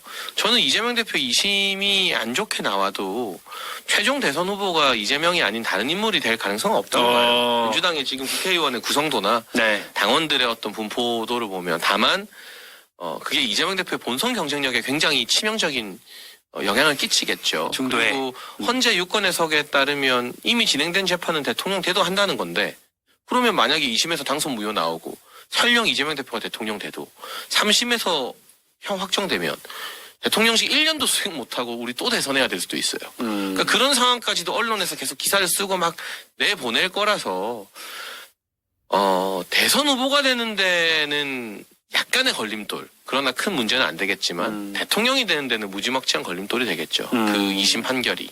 이재명은 상수다. 그렇게 보면 사실 김동연 전 지사가 죄송합니다. 현 지사가 최근에 인터뷰에서 말 앞에 수레를 놔서는 안 된다. 그러니까 이 말은 저는 약간 지금 아주 적극적으로 뛰어들지는 않는 분위기가 읽혔는데. 근데 그 경기도지사 지금 수행하면서 정책의 방향을 상당히 크게 바꾸고 있어요. 일단 기본자 빼고 있고 거기서부터 시작된 겁니다 이미. 네. 그래서 경기도지사 측부터 이재명과 대비점을 두고 이게 나중에 조기 대선 국면이 떴을 때 확실하게 차이점을 두는 그 지금 포석을 계속해서 깔고 있거든요. 지금 포석을 깔고 있지만 아직은 탄핵 국면이 끝나지 않았기 때문에 민주당의 다른 잠룡 후보들은 표정 관리를 하고 있는 말조심. 거죠. 말조심 하고 있는 거죠. 근데 탄핵이 확정이 된다. 그때부터는 이재명에 대해서 공격이 상당 부분 들어갈 겁니다. 저는 이재명 대표가 후보가 안 될 수 있을 거라고 봐요. 왜냐하면 이번에 위헌 심판 제청까지 했었어요. 이재명 대표가. 아까 직접 아직 안 하는 건 했어요. 아니고 그러니까 그런 보도가 나왔었어요. 검토만 네, 한다는 저도 그렇게 건데. 확인됐다고 전해드렸었는데. 그리고 하자. 무더기 네, 증인 검토. 신청한다. 수많은 증인을 신청한다. 1심처럼 똑같이 하려고 했는데 그런 보도가 있고 신청을 직접 했는지 맞는지 모르겠지만 그거 상관없이 2심 재판부에서는 무슨 소리냐, 신권 배당 금지하고 2월 26일 날 선고해가지고 3월 달까지 선고하겠다라고 엄포를 놓은 거예요. 그 말인 즉 더 이상 이거는 늦춰지지 않겠다라는 의지거든요. 이렇게 되면 633이지만 6개월, 3개월, 3개월이라는 공직선거법의 원칙도 3심 대법원까지 가면은 한 달도 안 걸릴 겁니다. 왜냐하면 1심에서 2년을 끌었기 때문에 2, 3심은 충분히 다 심리를 했다라고 판단할 거예요. 그러니까 그런 보도가 나오고 무더기 증인을 신청해도 받아들이지 않는 거죠. 제가 볼 때는 후보조차 안 될 수 있는 가능성이 좀 적지 않다. 대선 전에 아예 3심 결과가 두 나와서 가지 요인인 거죠. 법원으로부터 빨리 판결을 받아서 후보가 안 될 수 있는 확률, 혹은 민주당 내에서도 크게 반발할 거기 때문에 못 되는 확률. 왜냐하면 자 장채고 얘기하잖아요. 대통령이 돼도 재판은 멈추지 않아요. 근데 2심까지 실형받았는데 3심에서 뒤집힌 사례 단 한 건도 없습니다. 이렇게 되면은 탄핵 때문에 재보궐선거 했는데 다시 대선 열려서 이재명 대통령 되고 또 수많은 수천억의 세금을 또 써야 된다는 얘기거든요. 이걸 과연 민주당이 판단을 못 할까요? 전 절대 판단할 것이다 생각을 하고 이재명 대표 무조건 후보 안 된다. 말씀을 드리고 싶어요. 일단은 팩트체크 차원에서 이 공선법 관련해서 이재명 대표가 시간을 끌었다라고 얘기를 하는데 1년 9개월 동안 사실은 검찰이 공소장에 어떤 내용을 속인 건지에 대해서도 내용 못 밝히고 있다가 마지막에 공소장까지 변경하면서 그걸 했거든요. 그러니까 판사가 끝까지 물어봤잖아요. 그래서 뭘 잘못했다는 거냐? 어떤 걸 특정한다는 거냐? 이렇게 대답도 못하고 우물쭈물하다가 그리고 43명인가의 이 증인 신청이 있었는데 그러니까 민주당이 아니라 이재명 대표 측에서는 4명만 했거든요. 그러니까 증인 신청을 해가지고 시간을 끌었다라고 하는데 그거는 팩트와 다른 거고요. 그러니까 그리고 법원에서 진행되고 있는 그 절차에 의해서 이재명 대표가 시간을 끌 수가 없어요. 지금도 시간을 끌 수가 없고 어차피 따박따박 나오라는 대로 나가고 있는 상황이고 그건 그렇고 근데 대선과 관련해서는 저는 지금 김동연 지사나 아니면 김부겸 뭐 전 총리나 아니면 김경수 전 지사나 하고 있는 게 이재명의 대체제가 되겠다라는 의지가 읽히진 않아 보여요. 제가 볼 때는. 네, 그냥 이재명 혼자 나가면 당연히 거기에 대한 어떤 취약성이 있으니 당연히 이재명이 만약에 이제 본 선수가 된다라고 했을 때는 이런 사람들이 뒤나 옆을 받쳐주는 게 오히려 좀 더 확장된 민주당을 그리고 국민들께서도 선택지에 있어서는 조금 더 넓은 선택지를 줄 수 있다라고 하는 측면 그 측면에서 일단 지금은 이렇게 톤 조절을 하고 있는 것으로 보입니다. 그런데 실제로 만에 하나 뭐 여론에서 뭔가 진짜 흔들리고 뭔가 진짜 10% 이상 빠지는 어떤 그런 결과들이 나온다라고 했을 때는 그때는 대체제의 어떤 목소리나 이런 것들이 나올 수는 있을 거라고 봅니다. 짧게 세 분한테 여쭙고 싶은 게 그럼 이재명 내가 이재명이라면 뭘 좀 하겠다. 이재명한테 좀 뭐 조언하고 싶은 게 있으신지. 이를테면 지금 뭐 기본사회 공약을 접는다라는 보도가 동아일보에 나왔었는데 어제 나왔죠. 제가 취재했을 때는 또 그 톤이랑 좀 다르긴 하던데 아무튼 이런 아이디어가 있을 수 있고 말씀하신 위헌법률 심판 제청에 대해서 신청하는 뭐 그런 방법들 사법 리스크에 대응하기 위해 이런 것들이 있을 수 있고 뭐 문재인 전 대통령 예방한다고 하더라고요. 뭐 아무튼 여러 이재명 대표 입장에서는 여러 어떤 행보들을 펼치게 될 텐데 일단 여러분들은 어떻게 조언하시겠습니까? 일단 민주파출소부터 폐업할 것 같아요. 본인을 향한 허위사실 공표가 위헌이라고 주장하는 데 이어서 민주파출소에다가 허위사실 공표라고 고발하는 행위, 이 모순적인 행위가 지금 민주당에 일어나고 있기 때문에 이거부터 일단 폐업하라고 얘기할 것 같고 두 번째는 깔끔하게 포기할 것 같습니다. 뭘요? 3심까지 받고 의원직 상실된 다음에 10년 동안 기다렸다가 다시 대통령 출마할 것 같아요. 그럴 수밖에 없어. 아니면 정권 재창출이 안 되고 정권 교체가 되면 사면복권을 노려야지. 그렇지 않는다면 빠져나갈 구멍이 없습니다. 왜? 더 이상 사법 리스크가 아니라 이 사법적 문제는 이제 실현이 됐어요. 심지어 공직선거법에서도 굉장히 빡센 형이 나왔잖아요. 2년형에다가 집행유예 나왔잖아요. 3심이 그렇게 나온다는 걸 전제로 했을 때 당연하죠. 그래서 빠져나갈 구멍이 없다. 사면복권을 노리던가 아니면은 10년 기다렸다가 다시 한번 대통령 출마를 꾀한다. 자, 두 분의 조언 어떠십니까? 정계 은퇴를 한다. 나 정말 조언인데 진짜로. 조언인데 대한민국을 위해서. 그러면 좀 마지막에 그래도 시간이 지났을 때 그래도 이재명 추진력은 있고 싸우기 잘 싸웠는데 하는 정서가 한 10년 뒤에 나타날지 모르지. 정서라도. 네. 네. 저는 공직선거법의 경우 손 등을 볼 수도 있고 손 바닥을 볼 수도 있는 문제이기 때문에 저는 무죄가 나올 가능성도 있다고 봐요. 네, 그렇기 때문에 뭐 이 정계 은퇴나 뭐 이런 것들은 가능하지 않은 얘기인 것 같고 다만 지금 저는 일단 중간고사는 끝내야 된다. 지금 이제 탄핵이 끝나지도 않았는데 지금부터 대통령 뭐 행세를 하는 것처럼 보이는 것은 바람직하지 않다라고 보고 일단 중간고사인 탄핵이 일단락이 된다면 적어도 저는 국민들이 불안해하고 있거나 혹은 이제 정치의 사법과 사법의 정치와 이걸로 인해서 굉장히 많이 진절머리가 나 있잖아요, 국민들이. 그러면 저는 통합의 정치를 어떻게 할 것인지 그것을 본인은 신뢰하지 못하고 있는 사람들에게 어떻게 신뢰를 담보해 가면서 뭐 실제 그렇게 행동할 수 있는 플랜을 보여줄 것인가. 이게 이제 굉장히 전 중요하다고 봅니다. 지금부터는 이제 극대극으로 여태까지 싸워왔던 것에 굉장히 많은 국민들이 지쳐있고 우리가 조금만 정치만 조금 더 선진적으로 가면 우리가 기업도 잘하고 뭐 무역도 잘하고 어디 노래도 잘하고 춤도 잘 추고 모든 것이 인류로 지금 가고 있는 상태인데 제발 정치만 조금 지금 3류 정도 수준에서 2류로만 올라와도 상당 부분의 퍼포먼스를 보일 수 있다는 기대감이 국민들한테 기본적으로 있습니다. 근데 그런 정치를 조금만 더 끌어올려주기 위한 그러한 플랜을 정확하게 보여주는 거 이런 조언을 좀 해드리고 싶네요. 자, 여기까지 듣고요. 마무리할 건데 그 전에 커피 쿠폰까지. 네, 커피 쿠폰 오늘 못 드렸기 때문에 한 분씩 좀 보시고 이분한테 좀 커피 쿠폰 드리고 싶다. 선정되신 분은 저희 화면에 나오고 있지만 저희 이메일을 통해서 Yes. 네, 그 공지 같이 띄워주세요. 이메일을 통해서 본인 선정되셨다고 보내주시면 저희가 커피 쿠폰을 보내드리도록 하겠습니다. 저는 아수라님. 아수라님. 네, 이 채팅창에서 거의 일당백으로 고군분투하고 있는데 아수라님 고생하신다는 의미에서 커피 쿠폰 드리겠습니다. 네, 커피 쿠폰 드리겠습니다. 저는 CBS 이 재정적으로 세외 수입에 기여해주신 네. 쇠고기사 오늘 아. 5만 원의 슈퍼챗을 쏴주신 쇠고기사님께 네. 커피를 맛있게 드리고 싶어요. 네, 이동학 최고. 저는 오늘 열심히 댓글 열심히 달아준 I am 럭키님. I am lucky. 예. 여러 댓글을 남겨주셨으니까. 네. 네. 저까지 드리겠습니다. 저는 TV 김사부님, 이런 댓글을 주셨어요. 예찬님, 우리 개혁신당으로 오세요. 소리야. 개혁신당분들은 영업을 많이 하네. 네, 전혀 고려하고 있지 않습니까? 뭔 소리야. 고려 안 하고 있다면 안 하고 있어. 지금 무슨 속이니까. 고려 안 해요. 무슨 고려를 해. 고려할 수 있을 때 패션, 고려하세요. 아유, CM까지. 대표랑 잘 푸세요. 일단. 우리 개혁신당 얘기 오늘은 거의 안 했네. 예. 죄송합니다. 많은 분들이 아마 이 개혁신당 얘기를 바라고 계실 텐데, 뭐, 저희 국가적으로 큰 얘기들이 많았기 때문에. 그러니까요. 하지마. 다음 주에 합시다. 예, 다음 주에 개혁신당. 지금 계속 막 바뀌고 있어. 왜냐면 다음 주에 우리 설 연휴인데 하나요? 당원 투표. 하죠. 당원 하죠. 투표 아니에요. 이제 아, 진행되면 그렇구나. 그 결과 나오면 네. 그 결과는 정해져 있고 네. 그 결과에 대한 가처분을 법정에서 이제 허 대표 측에 걸면 하겠죠. 예. 그 가처분이 이기느냐 지느냐에 사실 거의 모든 게 달려 있는 단판 승부거든요. 그래서 이거에 대한 논평은 가처분 결과가 나오고 난 뒤에 해야 좀 의미가 있어요. 근데 이제 가처분이라고 하는 건 국민의힘 때 예. 1시간 더 해. 당원 우리 가야 돼, 이제. 당원 소환 요건이 충족돼가지고 투표까지 간 건 아니거든요. 근데 결국 당원들의 민심의 방향이 어디로 가 있느냐가 처음으로 드러나는 건데 가처분이라고 하는 건 이것에 대해서 구성 내지는 과정에 대해서 이의가 있었냐 없었느냐 적법하냐 맞느냐고 결국 어떤 플랫폼이든 당원들의 덩어리진 민심은 어디에 있느냐를 확인할 수 있는 거예요.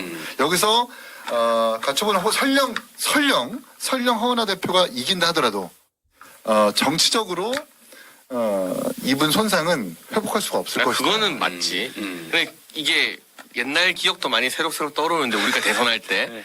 결국 정당은 대선하려고 만들어진 결사체예요. 그러면 대선 주자 하자는 대로 하는 게 맞아요. 우리가 대선할 때도 그랬고 이준석. 지금도 이준석 의원이 대선 주자면 네. 개혁신당에서는 개혁신당 대선 주자 하고 싶은 대로 해주는 게 맞아요. 근데 역설적으로 과거에는 윤석열 대통령이 대선 주자였으면 대선 주자 하자는 대로 하는 게 맞아요.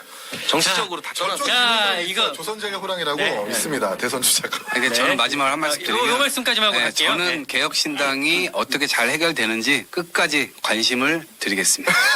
뭐야, 이게. 저 말이 더 기분 나빠. 저희도 많이 관심 갖고 있어요. 예. 관심 사랑이죠. 네, 네. 고맙습니다. 시사평론가 중에 내가 제일 잘 알아 개혁신당이를.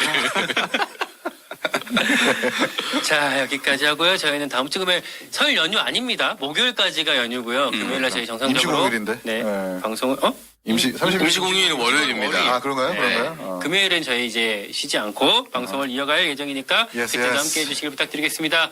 네, 긴 시간 여러분 감사합니다. 다음 주에 뵐게요. 고맙습니다.